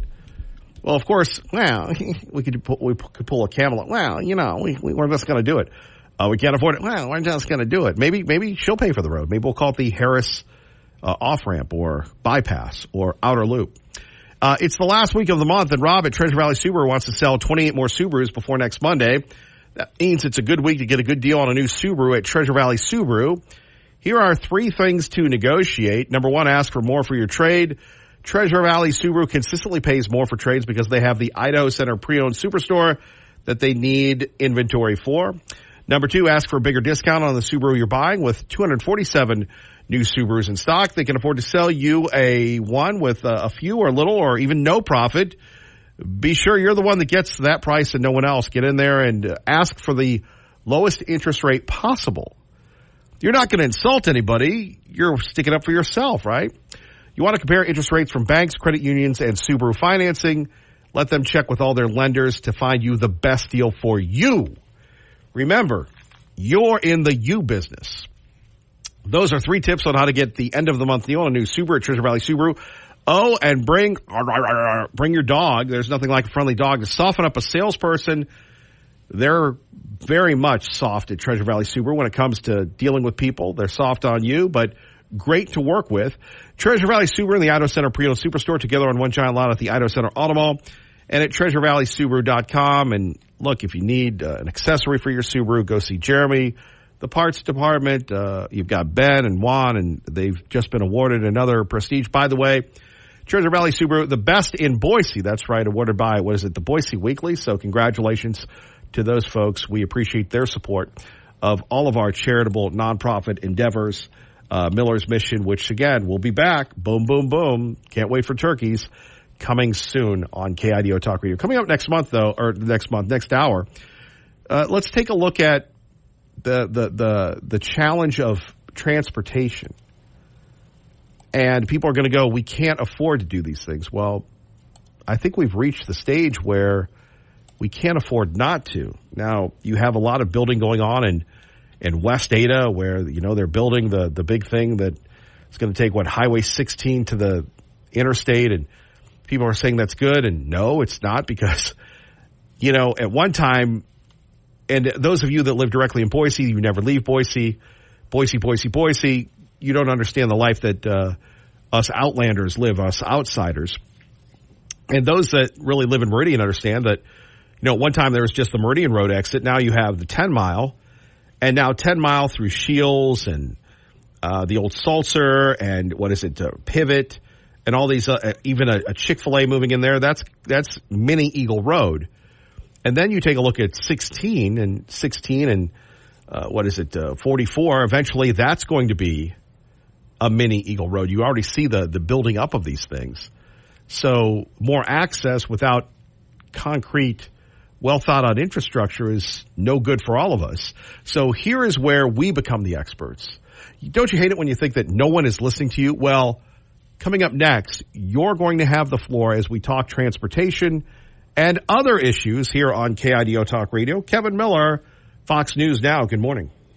Also, and I would like to talk a little transportation issues and just the craziness that are the roads in the Treasure Valley. Do we have,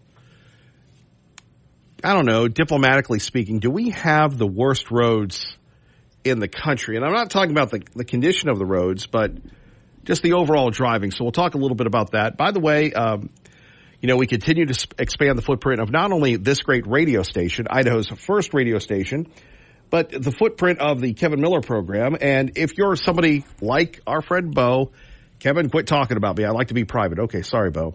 But if you're like Bo and you're hip and you're exciting and all sorts of things, you may want to check out us on YouTube. And you're thinking, well, Kevin Miller, what type of vibe is this show on YouTube? Do they have video of you? Well, not really. It's not really a video. It's just a picture of me. And you're thinking to yourself, well, who cares? You're right about that. But it's all about the content. And I will tell you this, that I have found sometimes the video gets distracting. Now, for me, what I love to do, and don't tell anybody, what I love to do is I actually like to get on YouTube. And when it comes to one of my favorite podcasts, I'll just listen to it. And I don't really have a problem with it without seeing any video. In fact, sometimes the video can be distracting. And if you do want to get, the news of the day, or you miss something, maybe you miss our friend Jeff Bonasso, well, you can get it on podcasting, you can get it on YouTube. And like I said, it's a quick, easy way to go. And maybe you just want to put us on Apple TV or YouTube TV and look at a picture of me grinning. And there's nothing wrong with that. Joining us now, our great friend Jeff Bonasso, Fox News on the radio, only on KIDO Talk Radio right here in Idaho. Good morning, sir. Hey, good morning, Kevin. Good to have you with us as always. As we get ready for the weekend, football, college football, pro football. Any word on whether or not your quarterback's going to start? That's the big question. He's made some practice, but we'll see. It's kind of a tightly held secret for now. We'll see, but we've had some pretty good luck with our backup. So another thorn in the side of the other teams in the NFC North.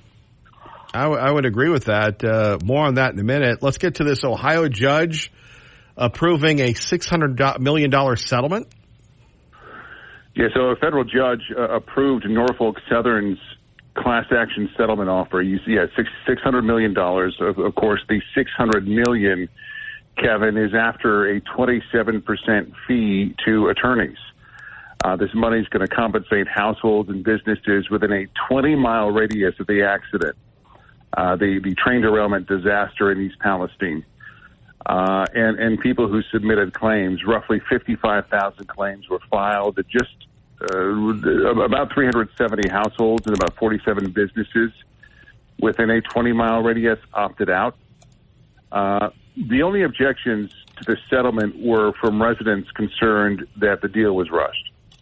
before individuals knew the extent of the potential health effects. So some residents say attorneys were bullying people and telling them that they'll never get any money if they didn't take this deal, that people felt backed into a corner. In August, a group of residents unsuccessfully petitioned the judge for more time to evaluate the settlement, to let it play out, arguing that long-term effects of the disaster were, they remained to be seen, could take years.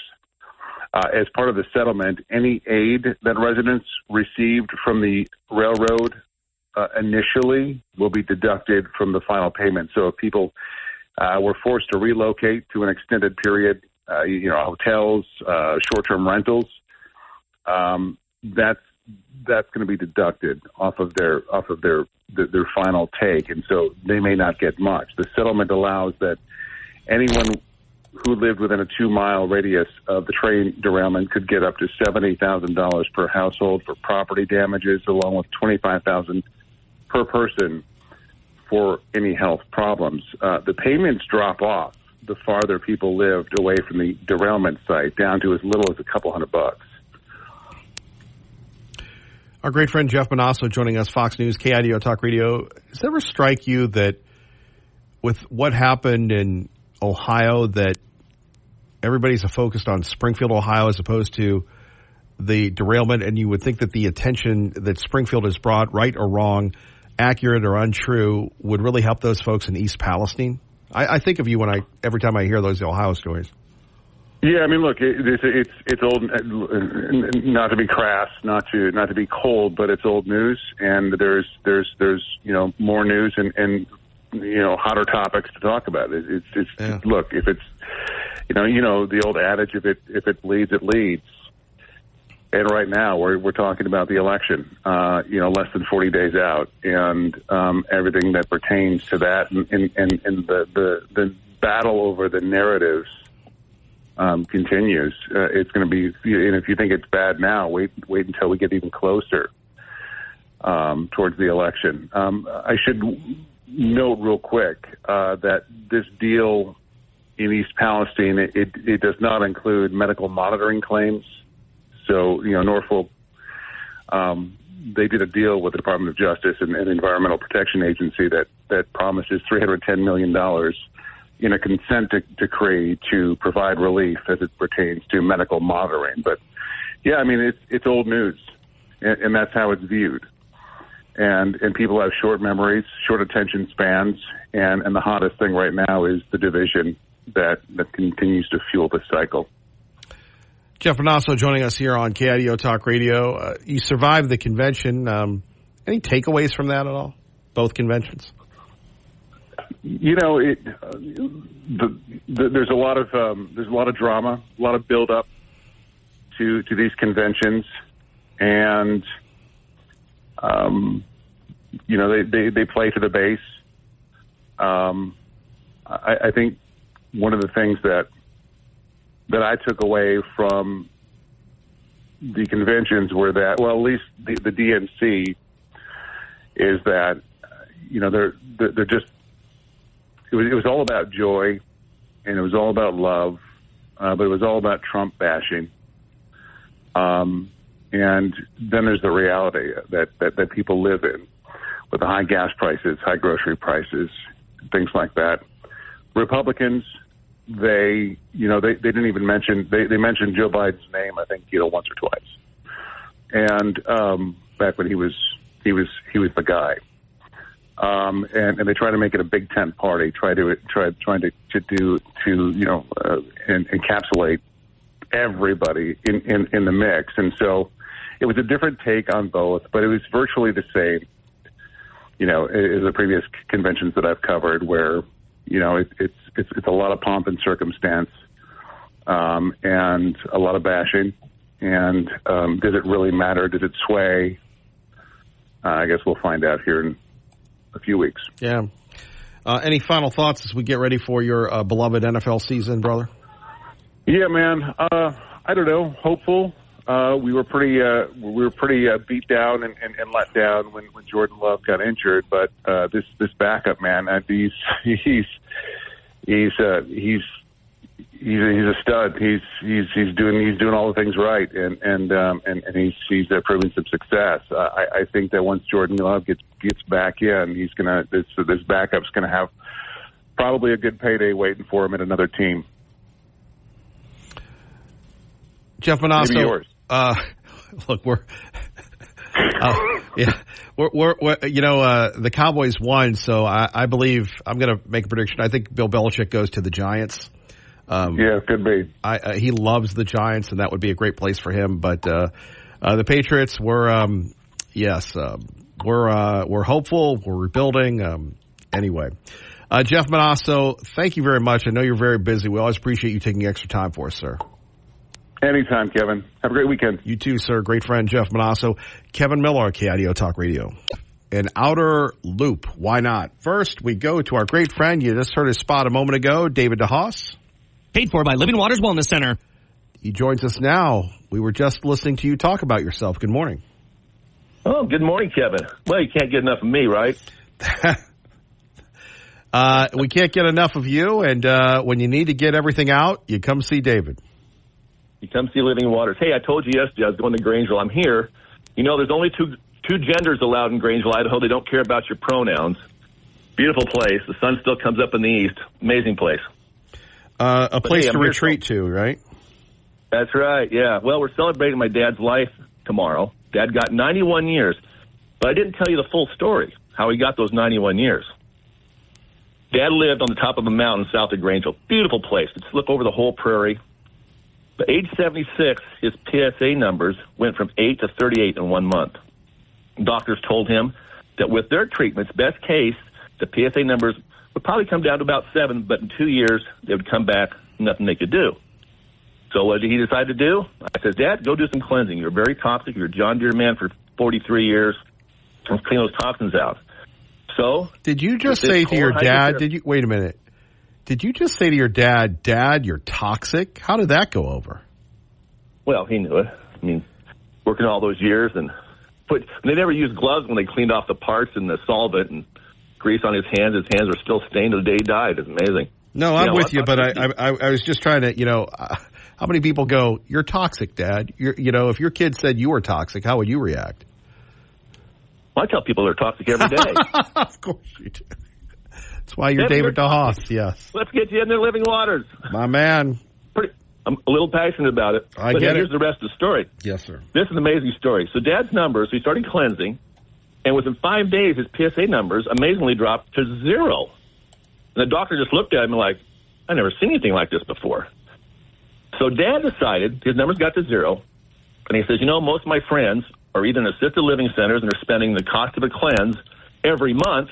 I'm going to invest in the 10-day cleanse once a year. And so that's what he did for the next, years on life. And that allowed him to still be able to get on his tractor. In fact, he bought a brand new John Deere tractor 3 years ago with a 7-year payment plan. I thought, okay, well, Dad plans on living 7 more years. But he was still driving the tractor, still cutting and sawing down trees until last year, putting his own wood. He drove his tractor 2 days before he died, and he drove his wife to church on Sunday, the day before he died. I mean, that's going out, that's living life, being able to get around, do the things you want to do, work on your tractors or golf or whatever you want to do. If you invest in cleansing, and that's what Dad decided to do, and it was a very smart decision. David, what's coming up on Sunday, 9 a.m.? Well, this Sunday we're going to be talking about the brain, Kevin. Did you know 0.5% of our brains now, the weight is plastic, these microplastics? Yeah. That's a tough one. It's pretty sad. Mm-hmm.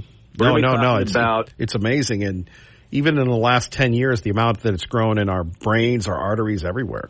Ouch. Yeah. So people are having a lot of brain problems. So I brought on Dr. John Harmon, Clear-Minded, Idaho. He's going to come on and talk about how to get your memory back. He's got a special process. And we're going to talk about how to remember where you put your keys in your phone, and which I used as treatments, and it was amazing. It was amazing treatment. So we're going to talk about that this weekend on Sunday at 9 a.m. on the Whole Body Detox Show. David DeHaas, as always, we appreciate you. Sorry about the loss of your dad, but thank you for sharing that story with us. You're welcome, Kevin. Thank you, and have a blessed week. You too, our great friend David DeHaas. Paid for by Living Waters Wellness Center. Oh, here he comes, our great friend Lee Joe with Kevin Miller on KIDO Talk Radio. Good morning. Hey, good morning, sir. I needed to talk to you about the traffic report.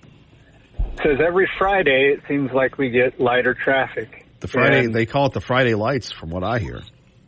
Yeah. Why do you think part of that is? It's because a great part of your state bureaucracy has a 4-day work week. Ooh. So they're not here on Friday. So they're not here to serve the public. So I'm working on, bureaucracy stuff to get some buildings built. And you can't get a hold of anybody on a Friday to work the way through the system. Boy, that's got to be tough, though. So Monday has to be a bear trying to get going to these state agencies, I would imagine. All of it. And, it's just, okay, we're here to serve, we're your government, except work 4 days a week and we don't want to do anything, with overtime. We're just going to sit here and sit on our laurels, and our state union is going to say, hey, you guys should only work 4 days a week, despite the fact that there's the need to go through all their stupid hoops 5 days a week. And on that note, speaking of bureaucrats and laziness, the driver's license renewal process, which our Ada County Sheriff's Office runs, has the leftover COVID idea that you have to go online first, and then you have to come in so that they don't have lines. And they're booked out 2 weeks. So you get there, and yeah, there's no line. There's also nobody at the desk, because most people forgot that 2 weeks ago they made an online appointment to go to get their driver's license renewed. And meantime, we're paying untold amounts of money for much less efficiency and production in a place which is known for no production and no efficiency.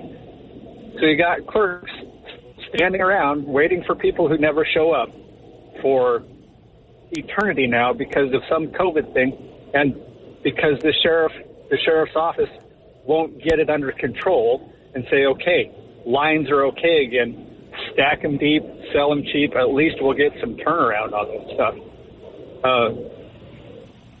And those are my main points. And remember, that is the sheriff's office, your Ada County Sheriff's Office. More than happy to waste your money. I know you're a big fan of Sheriff Clifford and everything else, so let's get to the topic that we were going to get to before we decided to do Lee Joe's review and commentary on the DMV.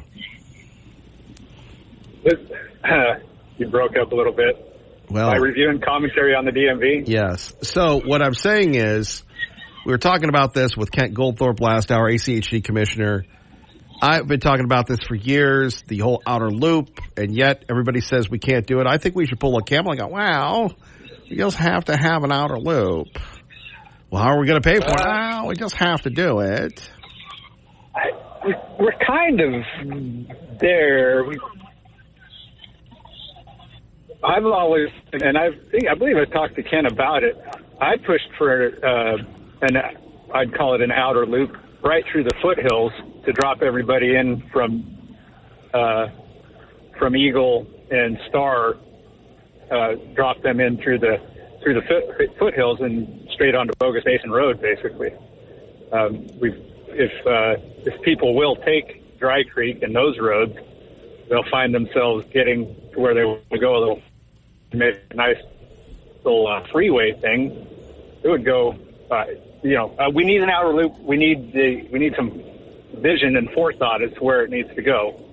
But we need a northern loop, and then we need one basically turning Lake Hazel and that area into another connector or a bypass for the trucks, basically. All right, Lee Joe, thank you for the call. We apologize about Lee Joe's phone. It was kind of getting when it gets he's got to go. Speaking of traffic, let's get you to work safely on time. KIDO Talk Radio Traffic. Dave Burnett is standing by. Friday Lights, Dave Burnett, good morning. Good morning, Kevin, from the Idaho Pizza Company studio. Traffic now really in pretty good shape for Friday morning. No major problems to get in the way. No major slowdowns as well. Inbound on the connector, I do have a road hazard reported right about milepost 1, so watch for that. TDS Fiber presents Oktoberfest at Nampa Civic Center today from 5 to 10. A celebration of German culture, food, music, and beer. Get tickets for Oktoberfest at NampaCivicCenter.com. That's your traffic now on KIDO. Thank you very much, Dave Burnett. Don't forget Clay and Buck today, followed by Sean Hannity. Lars Larson will take you home. Phone numbers here, 580-5436. 580-KIDO. And we've meandered into this topic, but going back to our traffic issues and going back to just a couple of issues that I've noticed, and maybe you've noticed them as well. And, you know, we always try to seek solutions. We're always trying to make our Treasure Valley a better place. And it hit me yesterday. So, you know, we all drive recklessly. Maybe not you. And if you're the one person that drives responsibly, great. So let me just tell you a couple of things. So I'm on my way into work one day. And I've got, it's either a red light, and you know, a lot of people in Idaho, they do the Idaho stop, which is actually famous. It means you kind of do the rolling stop. And as I'm doing this, I see a bicyclist who has the right of way, but they're not wearing any reflective clothing. And this is 4:30 in the morning. Oh, dang, I need to pay more attention. And obviously the bicyclist agreed that I needed to pay more attention, which is a great a lesson for all of us. You know, put down the phone. Kevin, put down the double quarter pounder with cheese. By the way, those of you that love the double quarter pounder with cheese, according to Eat This, Not That, that is the worst thing that you can get at McDonald's.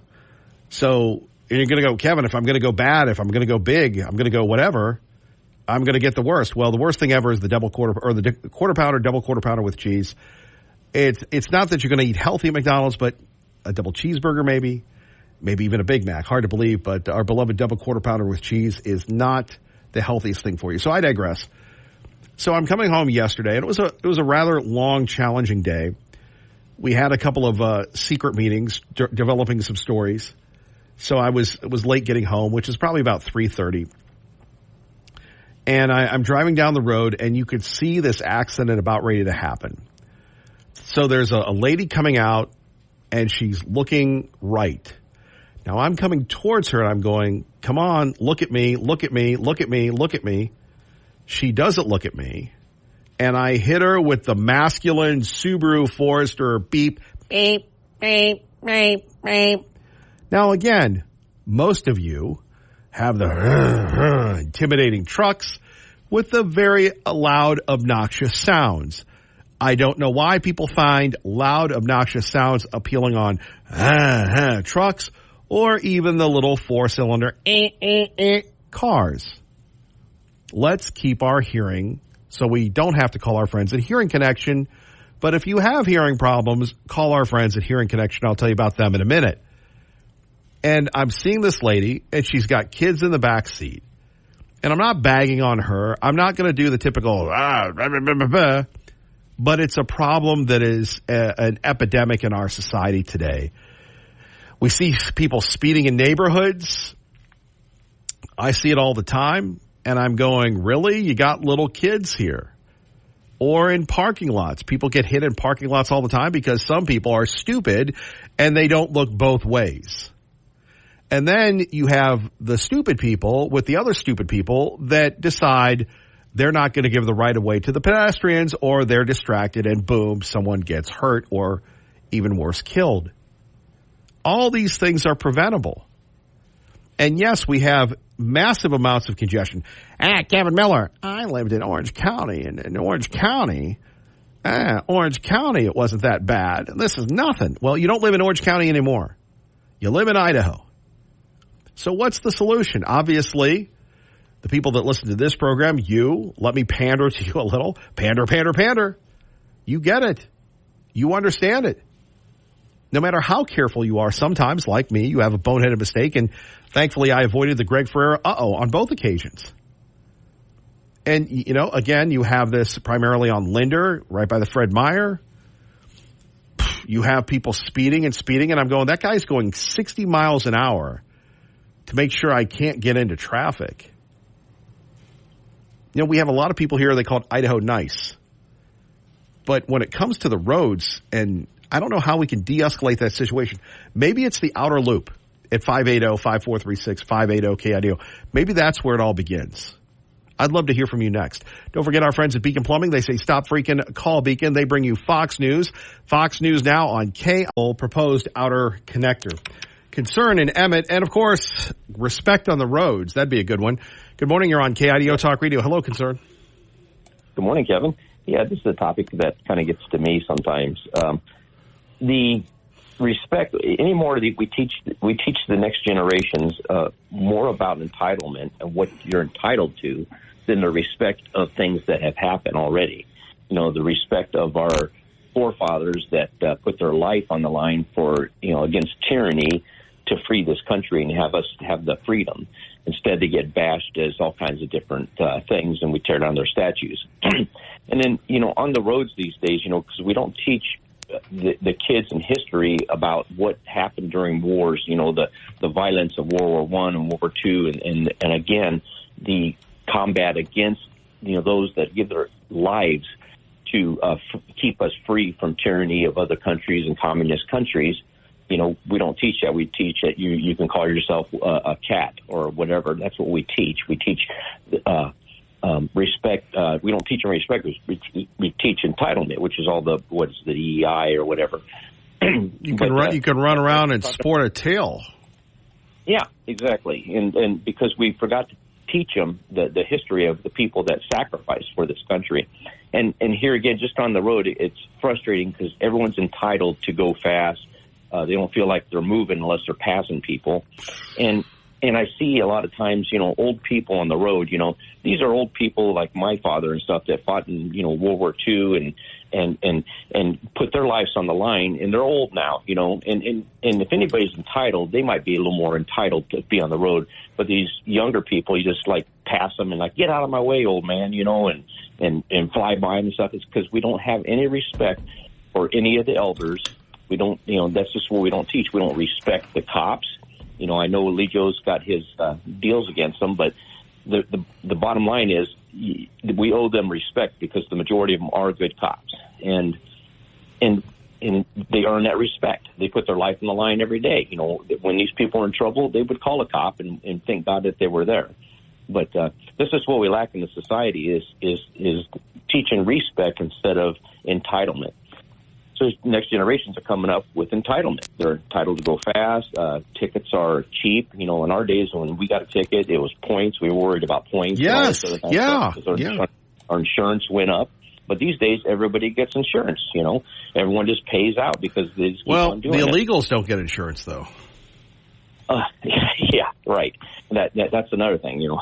That's another topic altogether. It's like, yeah, we pay in our Social Security for ourselves. You know, if I wish I would have taken my Social Security when I was younger and put it in an investment, I would have had a lot more money. Instead, the government's got it, and they're doing what they want with it. They just go, it's like, well, let's give free health care to everybody, and then make the guys that are respectful and pay insurance and have put into this society, make them pay out the nose because of the cost of handling that free.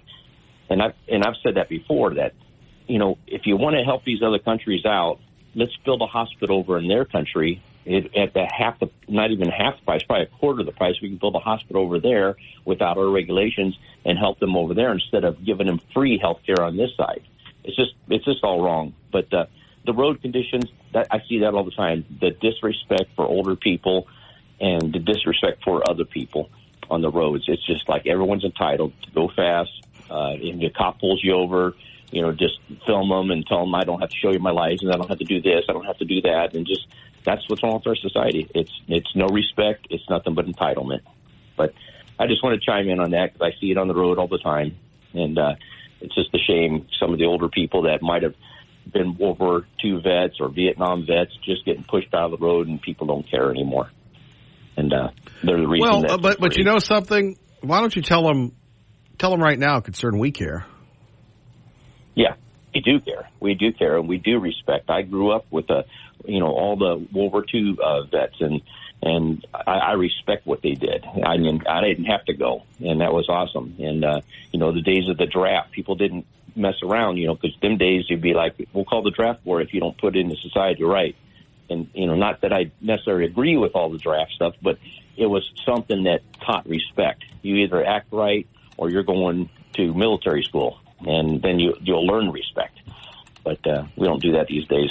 But, yep, we need respect, and that comes from our entitlement is, once again, it goes back to the God country thing. It's like, tell Jesus how much respect you deserve and how much entitlement you are. And look at what he did, and tell him to his face, I'm entitled, and that's just incredible but we don't want to think that way. So God bless your show, Kevin, and I just wanted to chime in on that. Thanks for all you do. Thank you, Concern. The phone calls continue on, by the way, talking about road conditions, road rage, and an outer loop. Kevin Miller, KIDO Talk Radio. Brian in Nampa, good morning. Great last caller. I can't agree more. The only problem with one of the things you said is if they seen Jesus, they wouldn't dare disrespect him. They wouldn't dare. I know. Been to the other side and back. Didn't see him, but saw somebody that passed. And he intimidated me, Kevin. And you know what I'm talking about. Also, all of you young whippersnappers out there need to realize, we're old for a reason. It wasn't like life was easy and we haven't been tried. Like, there's a reason we're still alive. I'm 52, Kevin, and I've been living all this time with a curse. I had 2 hemiplegic migraines this week. I'm stuck at home. I would like anybody to come in, and that's why I called in, Kevin. And I also called in to say I'm praying for you, brother. I am. I heard you yesterday. I heard what's going on, and I sent a lot upstairs. Well, thank you. Appreciate that. You've done it for me. That's called respect. Every day, I pray for you, your daughter, and your son, and whatever other intentions you have, sir. You're on the list. Kevin, I wasn't going to bring this up, but a couple weeks ago, I got an email, and I've got an app that doesn't open it, but I can read it. I'm in IT security, or I was before. I've been on short-term disability twice after last November. And let's just say they sounded like a criminal. They tried to blackmail me. They tried to tell me stuff like, oh, we know you have a poor, pitiful life, and we're going to tell your family stuff they don't know about you. And let me just give a little advice to whoever did this. There isn't a sin I don't have that my family doesn't know about. Because people like me teach our children and our wives how to see things in people and know what they are. Kind of like, if somebody smokes, certain things happen to their body. There's a certain order about them. Every single sin out there has that if you know what you're looking for. But then this person went on to proceed to threaten me. And may I just say this? Hurry up. Any day. There are some of us that have been through so much hell and have died and come back and stared down gun barrels and been through stuff that you just can't comprehend unless you've been to war or you've worked with inmates or you lived in the hard parts of the street. I served a mission in Michigan, Lansing, and I wanted to be a cop, Kevin, after I came back, and I rode with Officer Tripp, I think it was, and he ran for office here in Idaho, and I think he got it. But one of the things he did is he took me back to his house, and back then they had just barely digital cameras, and he showed me all the pictures of all the crime scene and accidents he had seen and taken pictures of, because that was part of his job as an officer. And he said, if you go home and you can't sleep tonight, don't be a cop. I slept fine, Kevin. You know, I honestly believe, Kevin, people have different callings in life, just like yours is to be a radio guy, and I applaud you. You do an amazing job. But I also believe there are certain people like me that have a different calling. So if you want to come and try to get this curse from me, you better hurry up, because honestly, I don't know how much longer I have. And good luck. Brian, what will you do when you get to the other side? Well, the first thing I'm going to do is kneel at Jesus' feet. Give him some respect for the sacrifice he made for me. I'm going to hug all my ancestors and anybody and everybody that's ever done anything good for me or my family.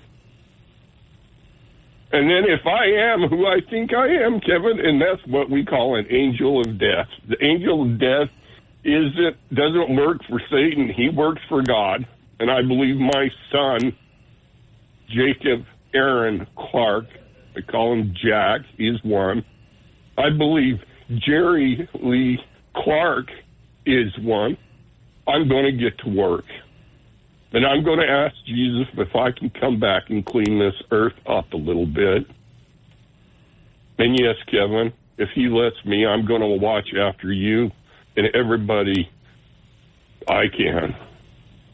The only thing that stopped me from being a police officer, honestly, was my health. Didn't know what the problem was back then. But if I would have had better health, I would. I tried to join the military twice. My health stopped me. So, you can threaten me all you want. I've been dealing with that crap for 52 years. I'm used to it. If you want to do something, don't send emails. Come and see me. Any questions, brother? No, Brian, we love you, and you take care, sir. Thank you for the kind thoughts. Love you too, Kevin. Thank you. Our great friend, Brian in Nampa. Back to the question of road rage and the outer loop. What's your solution, Kevin Miller? Rage, outer connectors, but I think Paulie wants to talk about his favorite president. Good morning. No, you go ahead and press it. You started talking about something about road rage. What? That's what we've been talking about for the last hour, Paulie. Okay, sorry I missed it. I was watching Newsmax. Well, wait a minute. Now, Paulie, I got to give you a little hard time here. So you're watching Newsmax, and then you decide to give us a call? Well, yeah. Just to see what you guys were up to. Oh, just to see what... I'm calling in to check it. I see. Well, Paulie, now we're going to put you out. Tell us about the last hour of Newsmax. What was on Newsmax, Paulie? Well, I bounced around a little bit, but most of it was talking about civil rights. With some of the civil rights leaders of today. They're not militants. They're trying to do what was unable to be done before. And it just, I don't know, it was encouraging to hear them because they're leaders. They were leaders, 60 years ago. And so they're up there in age. And you don't know how long they're going to be around. And of course, I never know how long I'm going to be around either. But it was encouraging to hear them. But, back to the road rage, I encounter that every day at work. And I encounter it on the days I don't work, just by going over to Boise from Nampa. And, there's various ways that we could go about changing that. And it wouldn't have to involve legislation. It would have to involve getting together and talking about possible ways of changing that. And by what I mean is, I think if you started having people's start times in the morning and end times in the afternoon by leaving work at a different time instead of everybody leaving all at the same time every day, I think you alleviate something something would have to be able to run a little bit smoother. That's how I feel. That's what I've been thinking about for years around here. And then, of course, you have the light rail system available. And, you know, it's kind of gets down to where the guys don't want to get out of their pickup truck and take the light rail into downtown Boise and then take a shuttle bus around town. But, you know, it's going to take a village idiot like me to help run the community by giving out ideas and knocking them down one at a time if that's what it takes. But eventually something's going to stick. It's kind of like whack-a-mole. You hit whack-a-mole enough and you're going to be able to hit them in the same hole over and over and over. And when I think about it, the more I think about it, actually, it does kind of make sense. It's kind of like, I don't know if you recall when we had the gas rations, not rations, but if you had a license plate that ended in an even number or odd number, that was your day to go fuel up. You know, you wouldn't clog the gas station lines 2 miles long from the gas station out. If today was, let's say, today is an even number on your license plate, and it's an even number on the calendar, then that's when you can get your fuel. That's what it was like back then. Yeah, I know. It was called the Arab oil embargo. Well, yeah. So there's things to do that wouldn't hurt, that wouldn't take the legislature to have to pass something. It would take community involvement. And I think that would be the way to go, because people don't want to be told what to do, when to do it. But if they see the efforts of their time and their energy put into something that would help them and their neighbor, for instance, then they might be able to change that. But, you know, this road rage is spawned out of the area.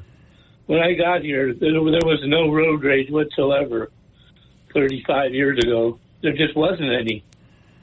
You'd pull up to a four-way stop, and there'd be 4 cars, and everybody would be waving each other for up to 2 minutes long to see who wanted to go first.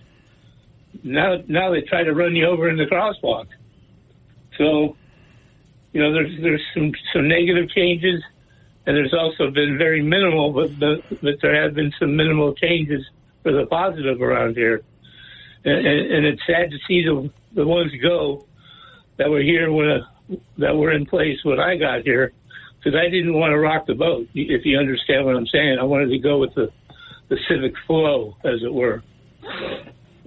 And I think there's a way out of this mess, but it's going to take a little bit of thinking on our part. It's going to take the transportation department. It's going to take like ACHD.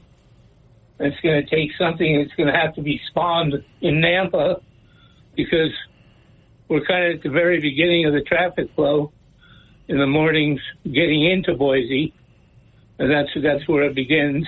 Well, it's just crazy, and it gets around Meridian. Paulie, I got to run, but thank you very much for the call. Yeah, you have a great day. Hey, great weekend. You stay away from that Newsmax, Paulie.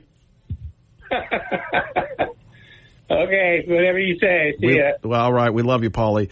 Just kidding about the Newsmax. They do a great job. KIDO Talk Radio. Let's get you to work safely and on time. Good morning, Dave.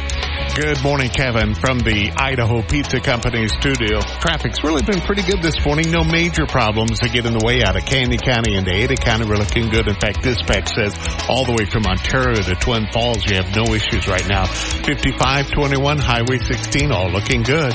Treasure Valley Coffee is celebrating 40 years of serving Southern Idaho business community with the latest coffee equipment and over 80 varieties of coffee. And they now offer bar and restaurant supplies. Check out tvcoffee.com.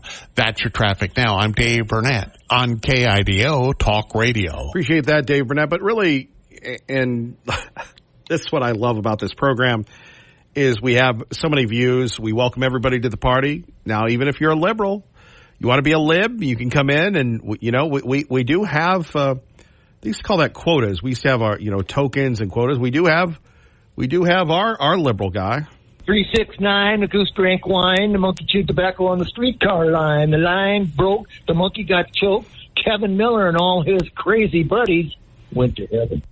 Well, thank you very much. And I know you may think he's a troubling liberal.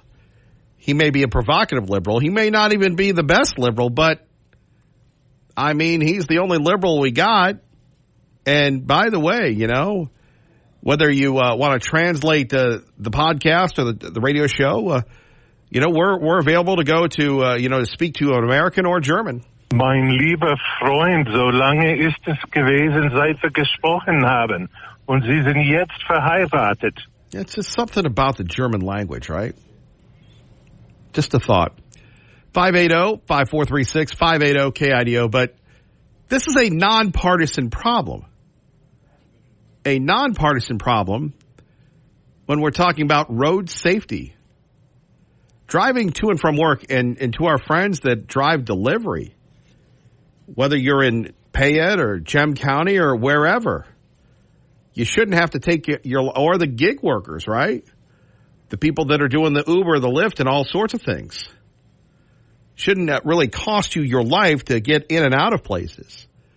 And we can effectively talk about, hey, be careful, but there's a lot of people that are, distracted driving. I think it's getting worse, unfortunately. And thankfully, we got through the 100 deadliest days of summer, and common sense is one thing, but trying to get this alleviation of the road traffic. I got a couple friends of mine that, they couldn't get into Eagle because the roads were so bad. Downtown Boise, forget about it, punt. Grab one of those little Lime scooters, and hopefully you don't get hit by the remaining cars on the road.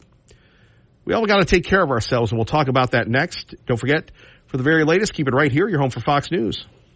All the news of the day where we continue to work to improve our beloved Treasure Valley, whether you've been here your whole life or you just got here.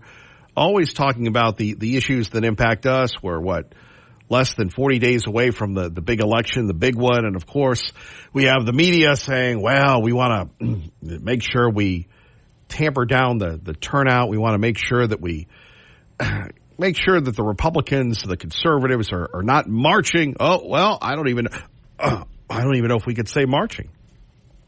Can we say marching after January 6th? Can we say marching at all?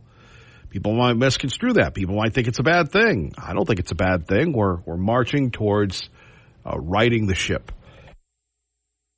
And when you're thinking about where we've been, we can't say that it's getting any worse. You might have heard at the top of the hour, there's Zelensky. Now, think about this if you're Zelensky. At one time, you were an entertainer. At one time, you were an actor. At one time, you were just hanging out, having a good time. And then all of a sudden, you become the leader of Ukraine. Putin decides to take you down hard. And what happens next? You're begging for missiles, begging for money. Which is ironic when you think about this, because 1 minute he's hanging with Kamala Harris and Joe Biden. That's right. He's hanging with Joe Biden, meeting with them, talking about how he needs all this money. And now he's going to meet with President Trump. You talk about a guy that is playing both ends of the spectrum here, both sides of it. Kind of wild. Now, I know Sean Hannity did a lot about this. I know that Clay and Buck did a lot about this because that's the legal system is in Clay's wheelhouse. We talked a little bit about it yesterday, not much, but it is a really big deal where you have the mayor of New York, Eric Adams, apparently I guess he's indicted after campaign contributions. Apparently he got a free flight from the Turks. Didn't look good. The mayor of New York saying, if I'm charged, I'm innocent. We'll fight this with every ounce of my strength and spirit. Several people have already been arraigned in the orbit of the 63-year-old former New York Police Department captain. And it's funny, multiple sources have confirmed to Fox News that the indictment could be unsealed as early as this weekend. Like I said, and a lot of people, and look, I think people are innocent until proven guilty, but a lot of people say once Eric Adams started being very honest about the illegals in New York City and the challenges, then all of a sudden the Department of Justice decided it was time for him to go. Do you think about that? You ever wonder? You ever worry about tax season? I don't know if you caught this yesterday. I haven't seen a lot of news on it, but they had a House hearing concerning the FBI. And apparently what happened during the hearing yesterday is that you had an attempt that was ongoing throughout the FBI to get rid of conservatives. So if you were outed as a conservative, you were demoted, you didn't get a promotion. There was an ongoing campaign that if you were a conservative, and now you have people suing the FBI at all sorts of things because they have a political belief. Now, they didn't, unlike the liberals, unlike Andrew McCabe and Strzok and Zuck and all those people, they didn't bring their conservatism into law enforcement. By the way, there's one party of law and order, and it ain't the libs, it ain't the liberals, it's us. It is us. By the way, why aren't Democrats calling on the mayor to resign, the mayor of New York? Just a thought. Just a thought on that. But back to this hearing that went on yesterday. I was just sitting there watching this thing, and people are going on and on and on about being run from the FBI and other law enforcement because they happen to be conservative. That's amazing that is allowed to go on in America today under Joe Biden. Subaru Jerry, I know it's always quick with you. Good morning. Hey, good morning, Kevin. Apparently, Eric Adams forgot what Chuck Schumer tried to educate us on, that they have 6 ways to Sunday of coming after you. And if they want you, they're going to get you. Well, yeah, and apparently they got Eric Adams. Well, and then I'm at work, so I got to go. But I also think it's time to hand Zelensky his hat. Thank you, Subaru Jerry. Bye. Bye-bye. More coming up next. Kevin Miller, KIDO Talk Radio. Discussing, Zelensky running around with his hat in his hand. I mean, he's playing all the sides. Is he playing us? Eric in Cuna, good morning. Hey, good morning. That's exactly what I wanted to talk about. He is worried that his gravy train's going to end. And I've been doing a little research, and I've been seeing a lot of things about Zelensky buying mansions in Italy and all of his upper government. They're all uber rich now, and his wife buying a bunch of extravagant things. I mean, where did he get that money? If you think about it. And, just on that last Fox News blurb where I think it was saying that Donald Trump is going to meet with Zelensky to talk about ending the war, but then Kamala Harris says, oh, you're just going to tell him to surrender. That kind of proves to you right there that the Democrats want to keep this war going. They are the party of warmongers. They're the warmongers. And, you're right. He's walking around with the hat out. And then I just heard a while back that Joe Biden's going to make sure that he gets $8 billion more before he leaves office. Boy, wouldn't that be nice to have that golden parachute?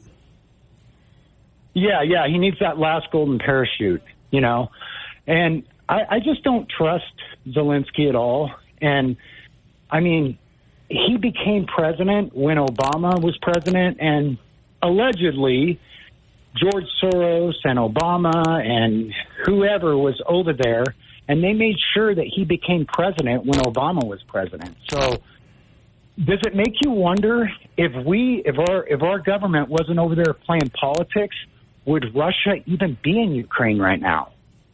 You ever thought about that? Would Russia be in Ukraine if we weren't over there playing politics? Yeah. I mean, and Kamala, she's gonna downplay that and say, oh, you're just going to tell him to surrender. Oh yeah, she don't want her gravy train to end either. I find it just absolutely ridiculous what's going on with everything. Here we are letting in all these people, all these immigrants, giving them gift cards with $5,000 on it, and it's just complete destruction of everything, of the way you know, when we used to let immigrants in, they learned what it meant to become an American. They had to, you know, they had to study the history of America. They have to take a test, all that kind of stuff. They have to learn what it means to be an American. And then we just let them flow right over the border, give them money, house them. It's complete insanity. And you know, there's a plan behind it. You know, they want to let all these people in to make them their allies, the Democrats, you know. So I just find it insane. And on another local point, I've been reading about that Proposition 1, and this is what they do in these liberal. They have that ranked choice voting in California and a lot of liberal states, and just to open up the primaries like that and just let anybody and everybody vote, it's going to ruin our elections here in Idaho. And I just, you know, I wonder how it even got on. If we're a red state and our legislature is primarily Republican, how did that even get on the ballot? How? I mean, it got on the ballot because, let's face it, they got on the ballot because you had a lot of big money behind it. Yeah, big money. They come in here and they, you know, shady deals. It's all about money. It's kind of like that war in Ukraine. It's all about money. They want to keep that war machine going. And, you know, Zelensky, he's not going to say no to $8 billion more dollars. I mean, how much have we even given Ukraine? What are we pushing, $1 trillion now? I think it's like up to $500 billion. I think. Well, you know, we've replaced Afghanistan with Ukraine. Right. I don't get it, and I actually think that we should just stay out of all these wars. It's time to come back to America, worry about our own country and our own people and our own economy. America butts itself into every stupid war in every little country. You know, most people didn't even know anything about Ukraine. And now you got all these people with Ukraine flags hanging everywhere. And it's like, Ukraine. Give me a break. You people don't even understand the politics behind it. I think we have no business messing with that. And I'll tell you what, Russia, I mean, if we keep giving them these weapons, these long-range missiles and stuff, we're going to start a war with Russia directly. I just think we should get out of it. It's ridiculous. And, you know, hopefully, I pray to God that Donald Trump wins. Donald Trump, if we had a true and fair election, Donald Trump would win by a landslide. But, you know, all these states, it's kind of like he said, I heard him say that if Jesus came down and counted the votes for California, he would win. I believe that's true. I agree, Eric. Thank you for the call. Mark, the watchdog of Eagle with Kevin Miller on KIDO Talk Radio. Good morning, Mark. Good morning this Friday to you, Kevin, and those listening at KIDO. You know, to answer Concern's question, no, Putin would not have gone into the Ukraine. But, you know, you have your globalist, socialist Marxists out there and their puppets that are just, they're pretty much running most of the European countries over there. You know, and along with the help from our own military, industrial complex, and intelligence complex, who put bioweapons labs, about 30 of them over there, all over Ukraine, especially on the border with Russia. So, no, I don't think Putin would have gone in there if they hadn't have been there. Again, I reflect back in the 60s when how did we feel when we had nuclear weapons or missiles 90 miles off the coast of Cuba that the Russians wanted to put there? Okay, now, FBI, Federal Bureau of Investigators, and the purge of the conservatives there. You know, this is more of the same of the Marxist socialist cleansing that Obama did with the military and other, you know, government agencies when he was in power. You know, I sent you an article yesterday, Gateway Pundit. FBI agent leading second assassination attempt on President Trump is a toxic loon who has a history of anti-Trump bias and tried to force U.S. veterans out of the Bureau. This is Chris Way. He put this guy, Jeff Veltri, a rabid Trump hater, lead the investigation of the second attempt on the former president's life in the past 2 months. So what would you expect? This is just more of like what you wanted to know what my point was yesterday when I called in about the media and the shows and the news. we get a preponderance of nothing but propaganda from our government liars out there. So what would we expect? You know, you put people like this FBI agent in charge of looking into the second attempt on President Trump's life? A rabid lefty? I mean, it goes back to, what was that dossier? And the two FBI agents that were honeys with each other. Right. You know, this is nonstop. Right. Nonstop. Right. Andrew McCabe, and then you had, it Peter Zuck and Lisa Page, something like that. Yes. Thank you, Kevin. I couldn't remember their names at the moment. But, yeah, that's what I'm talking about. So this is constant. So, I mean, anybody with half a brain who's got at least one eye open pays attention to that. And I know most of the listeners at KIDO and your show will listen to this stuff. And that's what you get smart people out there, like I've said it before, who will listen to good conservative talk radio, such as this show. And then you have the people who are they got tunnel vision. They don't have an open mind. They let the government think for them. That is one of the worst things that you could ever allow in your life, is let other people in a government, especially our government, think for you. Question authority, people. You know, question what your government does and has been doing to us. And these are perfect examples here. You know, and as far as the labeling by the left, pardon my French, but screw them all. I don't give a damn about the Marxist, leftist, progressive, socialist, demon rat party and how they want to label us with whatever name calling they want, because they show their true colors. What they call us is what they actually are. They are the racists. They are the ones who hate America, not us. We're not anti-Semite. They are the anti-Semites. So I'm going to let you go on that. You have a good Friday, sir. Thank you very much. Sometimes people just want to be heard. We appreciate that. And we appreciate Mark's content. Phone number's here, 580-5436. 580-KIDO. And this hearing that is not getting a lot of attention, but the select subcommittee on the weaponization of the federal government has held hearings this week. The hearing will examine how the Federal Bureau of Investigation has used its security clearance adjudication process to purge its ranks of conservatives, whistleblowers, and unlawfully push those with views contrary to the FBI leadership.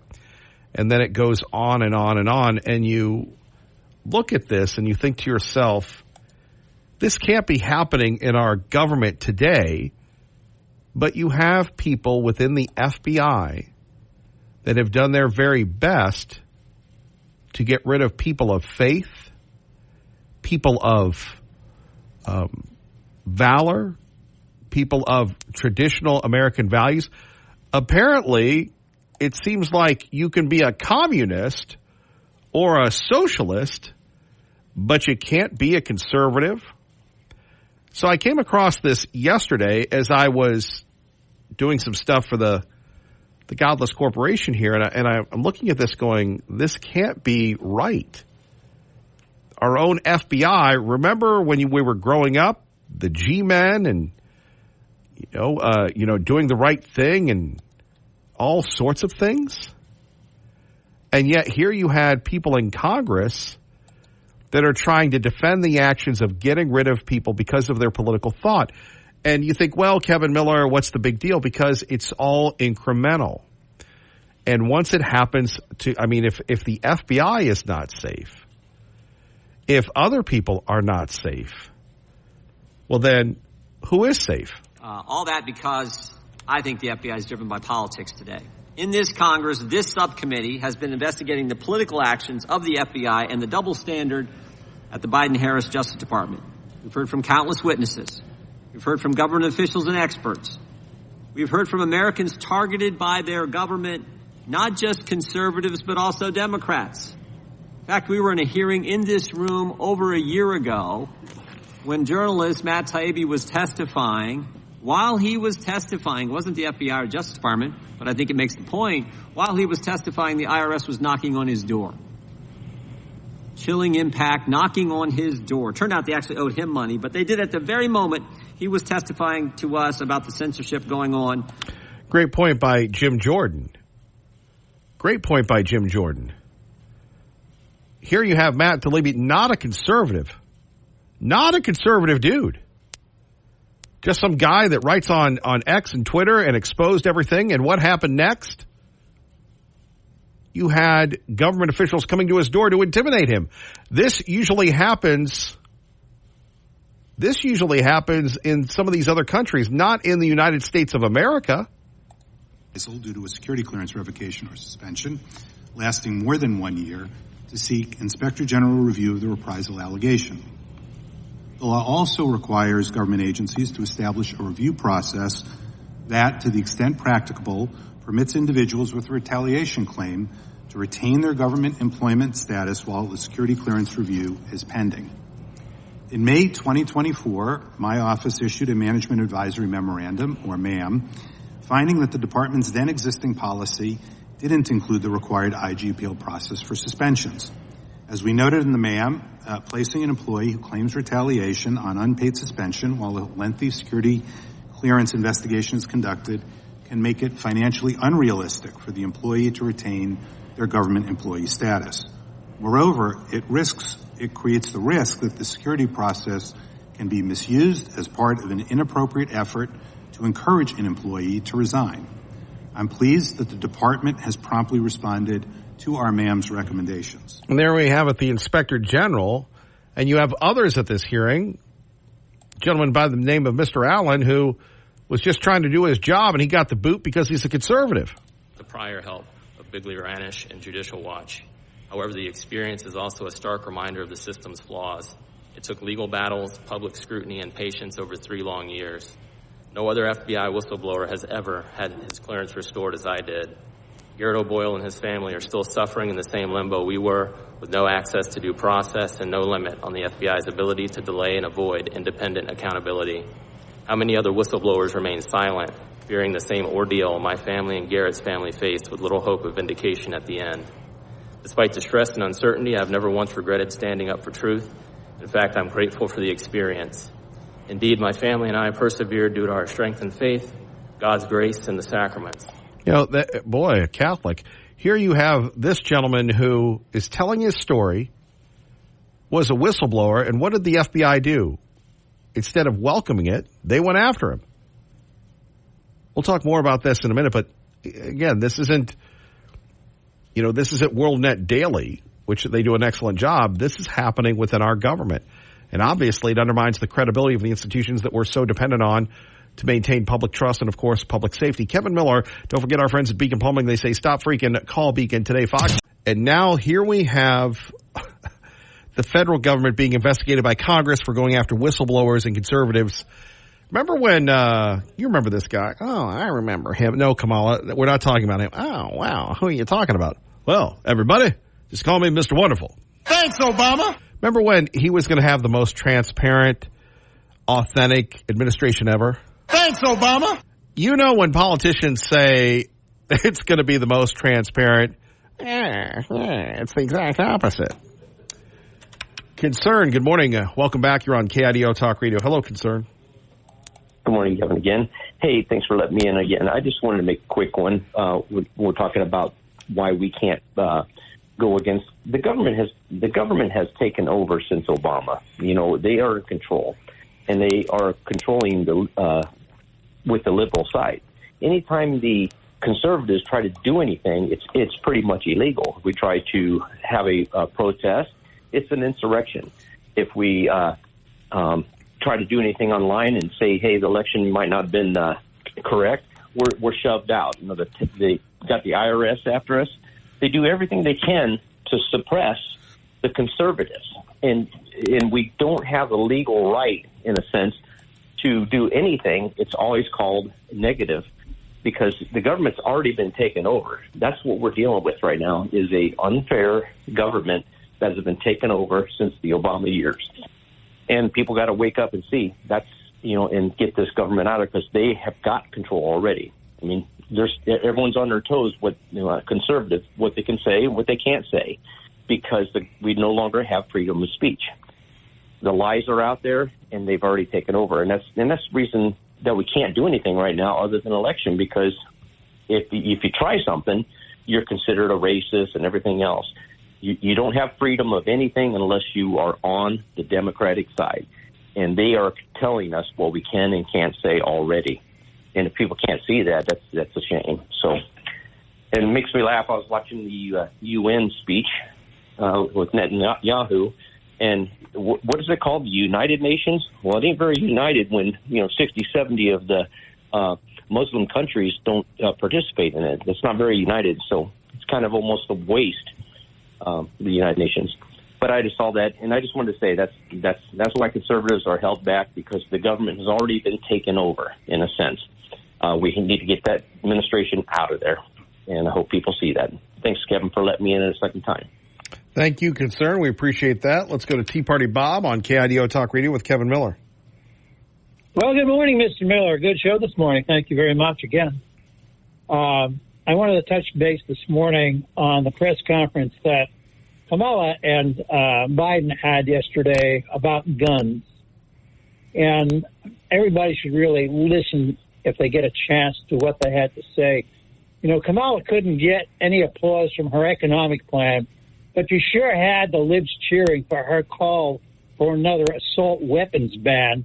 And I think she's the reincarnation of Dianne Feinstein. The liberal left actually believes that taking away certain kinds of guns will curb gun violence, when we all know that it's people who kill people, not the guns. And this press conference yesterday emphasized that guns kill more children than any other cause. Well, unfortunately, there are many Americans who own guns but know nothing about gun safety, which is why we have so many accidental shootings each year. They want to buy back the assault weapons like the AR-15, but they are not the problem. The AR-15 and similar high-capacity semi-automatics only account for an estimated 19.8 million guns, less than 5% of the approximately 400 million guns in U.S.-owned hands by civilians. So many of these handguns can hold literally up to 33 rounds, but there's nobody going after these. The gun grabbers claim that as many as 3,500 children are killed each year by guns, but the real statistics tell the real story. Of those 3,500 deaths, on average, 1,200 children die by suicide from guns, and another 130 from unintentional shootings. On average, fewer than 35 children and teens are killed as a result of mass shootings each year. So 2/3 of the deaths, or about 2,100, are homicides, most of which result from either domestic violence or street violence. So when you look at these stats, it's pretty clear that most of the deaths take place in metropolitan areas that are run by liberals, where violent crimes have become more prevalent in the past 4 years since Biden has been in office. And Biden wants to improve active shooter drills in schools, but says nothing about taking down the signs that say gun-free zones around the school. He said nothing about training teachers how to defend themselves and their students from a rogue shooter.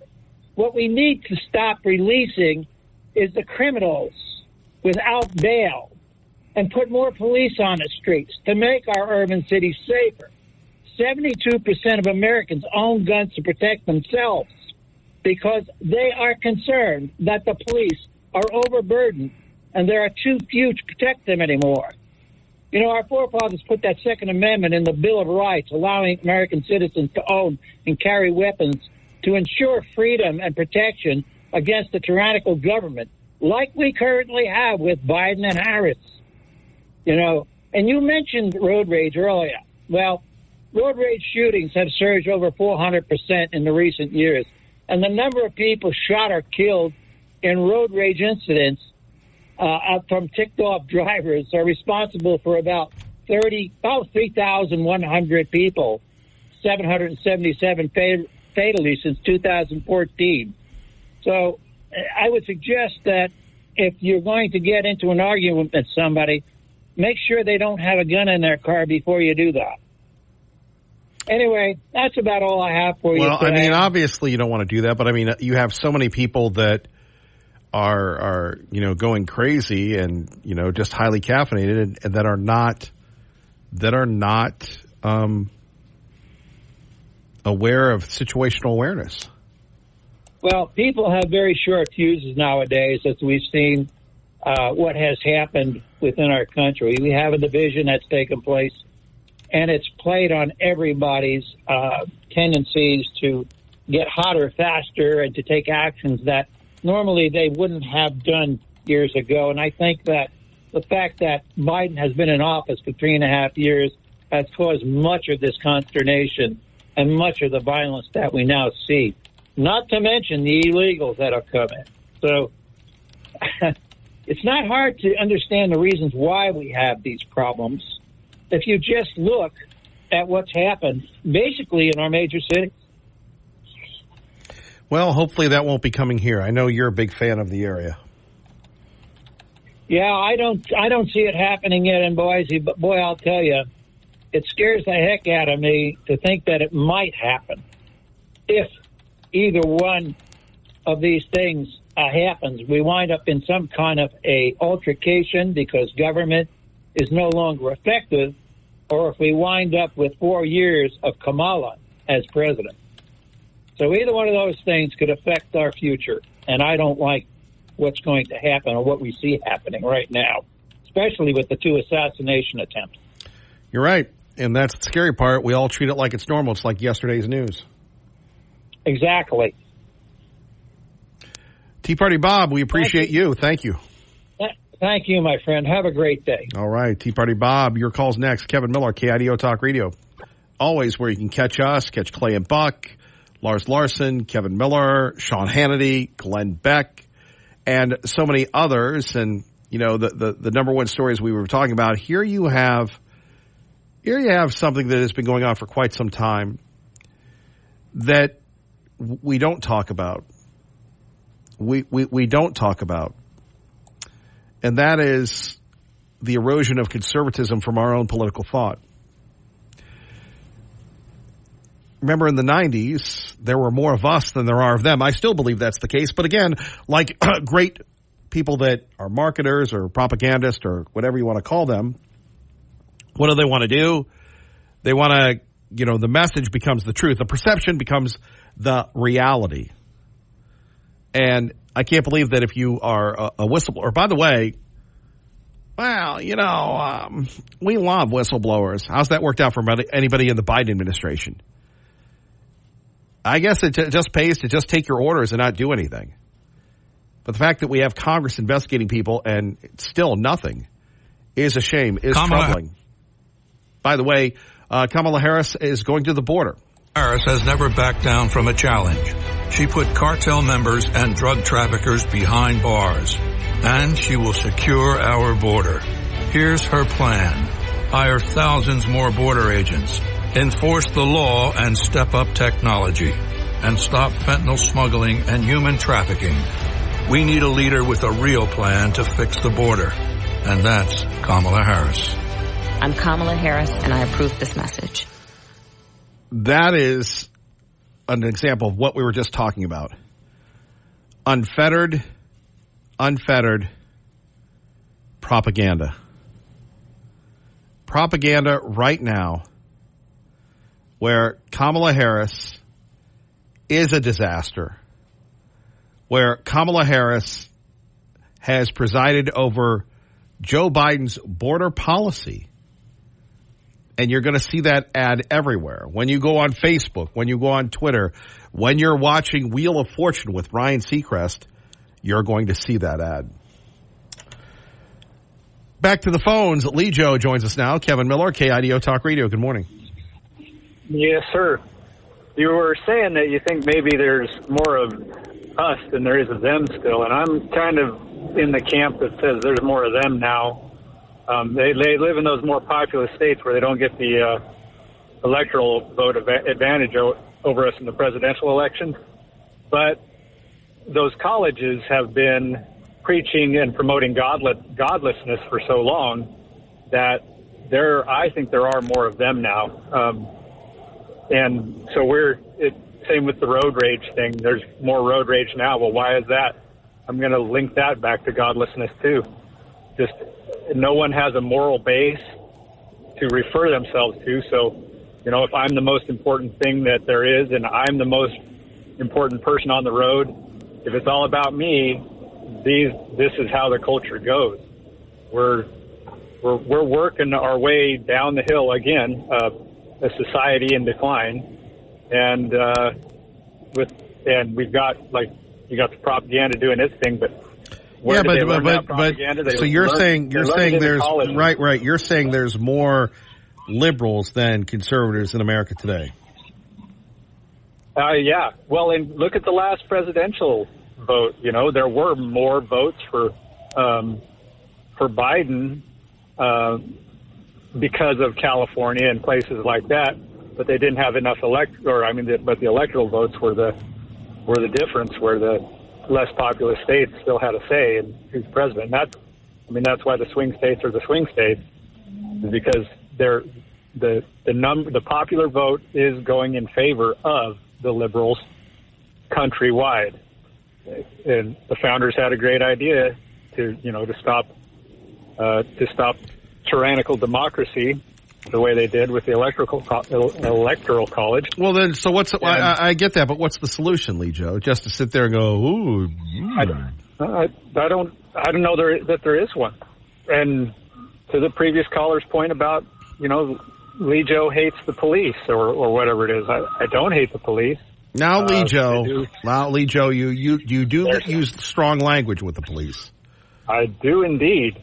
When they step out of bounds and ignore the Supreme Court's rulings on the way they're supposed to act and the things they're supposed to do, which is what happens, and there's no enforcement of those judgments, then we have a problem. And this goes back again to the general morality of the society. It's in the police as well. It's everywhere. Same with the Secret Service. Everybody says, yeah, the rank and file is really good people, but the people at the top, they suck. Well, guess what? The people at the top came from the rank and file. It's just been too long of the agenda and the propaganda through the universities and the media and what have you. Well, Lee Joe, that's why we're here, and I get that. But you can't just peace out. And I don't think you are.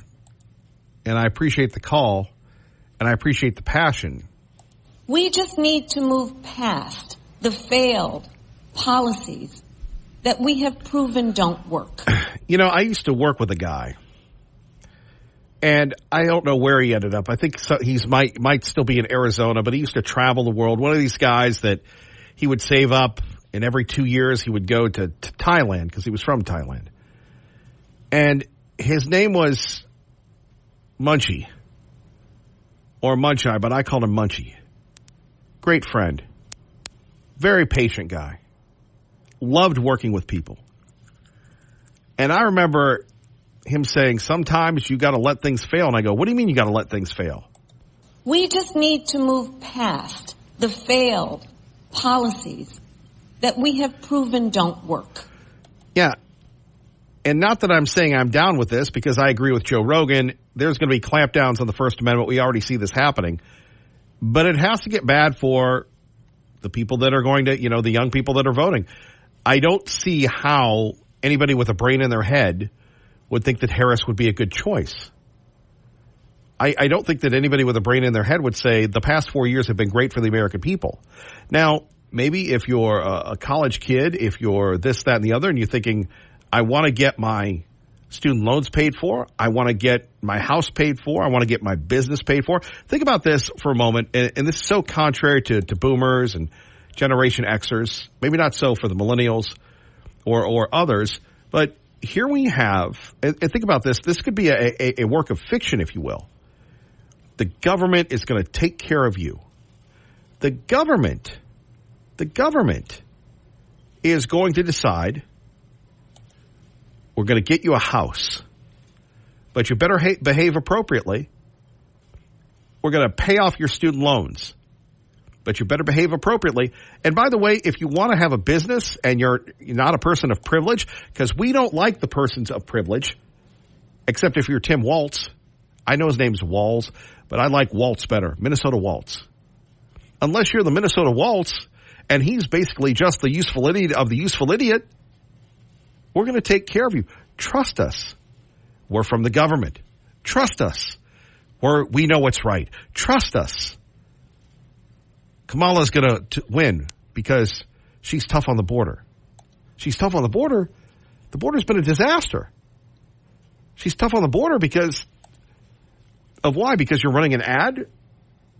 Because you're paying for paid media to try to lie to the American public? We have to trust the critical thinking skills. And I know that when we take a look at the future of this, people are going to say there is no valid reason to vote for her. Liberal Steve joins us now. By the way, when we think of Liberal Steve, we think of 369, the goose drank wine, the monkey chewed tobacco on the streetcar line. The line broke, the monkey got choked. Kevin Miller and all his crazy buddies went to heaven. Time is on communist side. Oh, yes, it is. She's not 80 yet, so she's got a few presidential races to go. So Trump is leaving the country if he doesn't win? I never said that. Oh, I just said that. You're darn right he's going to leave the country like a bat out of you-know-what, because take that and head out to one of his Scotland golf courses and stay there forever because he knows here in the U.S. we'll put the cuffs on him and put that guy in jail where he belongs. 34 counts, felon, can't own a gun. Lucky we even let him vote.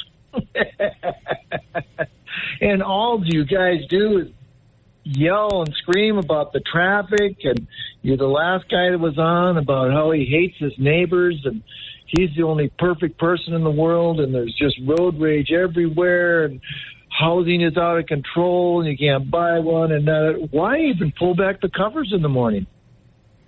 Right? Unless you're going to do something about it, put up or shut up. Good God, or move. I bet you there's a zillion little towns. By the way, didn't you move? You darn tootin'. I got the heck out of 6 months of smoke in the air, another 6 months of greasy, slushy ice on the ground and black ice everywhere, and another 6 months of this and that, and the fishing was no good unless you went 600 miles out of your way. So, yeah, I went where living is good. And now, here's the other thing. I don't have to. Tea Party Bob says you've been twice in one day. This is your first call. Yeah, this is my first call. Yeah. Well, Tea Party Bob hearing things again? Bobby, I told you don't eat the mushrooms up there. God. He says he would give me he's going to pay me to cut you off. Oh yeah, well, supposedly he thinks he's got the money, but if he had any money, would he really be living in New Meadows, Idaho? I think so. That's a nice place up there. Oh yeah, oh yeah. So, when they want to find out how many mosquitoes there are in the world, they start counting in New Meadows because that's where most of them live. All right. Thank you very much for the call. Let's go to Pro-Life with Kevin Miller. Hello, Pro. Yeah, Tea Party. He's, Liberal Steve. He's quite the guy. It'd be nice if he had some faith in Christ and faith in God and knew that there's an eternal judgment where everything is real, perfect justice. But if you don't believe that, then you have a messed up world like we have. I go to church, a lot of different churches, and I was talking about the other day, the people at church, they believe that God He's going to take care of everything. If I go to church and say I go to confession, I do my sacramental stuff, go to Mass, or I go to the LDS conference, or I go to the Baptist rally or whatever, then God's going to handle everything else. and I don't have to be an activist. Well, if you take that position, our world's going to fail. The people that have faith in Christ, and there's a lot of them that do, God is not going to save us if we don't do something about it. If we don't go out in the streets, if we don't run for office, if we don't vote, if we don't talk to our neighbors, call the Kevin Miller Show, whatever, and that's the real problem. People, they don't want to do something because they see their neighbors not doing anything. So we have to have more leadership, and everybody's supposed to be a leader, but it's not happening. So anyway, we're murdering our babies, and if we can't even understand that when sperm meets egg, there's a new person on earth, and you have to protect that child so it can be born, then we are really, when these people lie and they say, my body, my choice, there's two bodies there. It's the baby's body and the mother's body, and you try to protect both of them, especially protect the mother's body health-wise so it doesn't harm the new baby coming to life. That's already born, and, but you want to have all these babies healthy and then not have them get into the medical situation and become the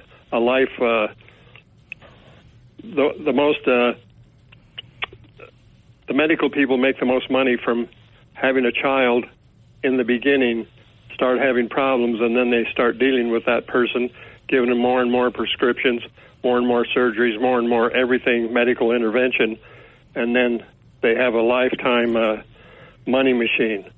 And we've got to stop that kind of stuff. And so I'm thankful that Robert Kennedy is with Trump and is saying make America healthy again. So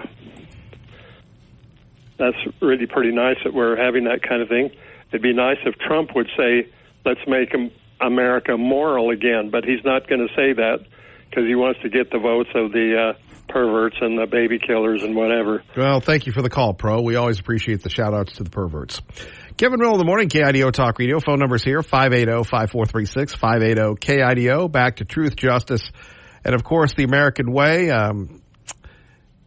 We call our show the Big Tent Show. We do have a Big Tent Show. We like a lot of people that come in and hang out and do our very best. And even if you're the mayor of New York, he would be welcome to join us. Before we get to that, though, we're going to go to Commander in Middleton. And when we think of Commander, we think of God bless America. Land that I love, stand beside her and guide her through the night with a light from above. From the mountains to the prairies to the oceans white with foam. God bless America, my home, sweet home. God bless America, my home, sweet home. Welcome, Commander. Good morning. Thank you, and this is the day that the Lord hath made, and we shall rejoice and be glad in it. So whatever words you hear today, let them be like sweet, sweet noise to your ear. Rather than all the clatter and all the other matter, let the word salads just disappear. And all you vegetarians out there, if you want word salad, this is Word Salad Friday, where you can talk about the time, because time is important. When we have time, we will use the time to have the time to enjoy the time that we had before the time was even there. I just thought you'd enjoy that. We love it, and it was a very holistic call.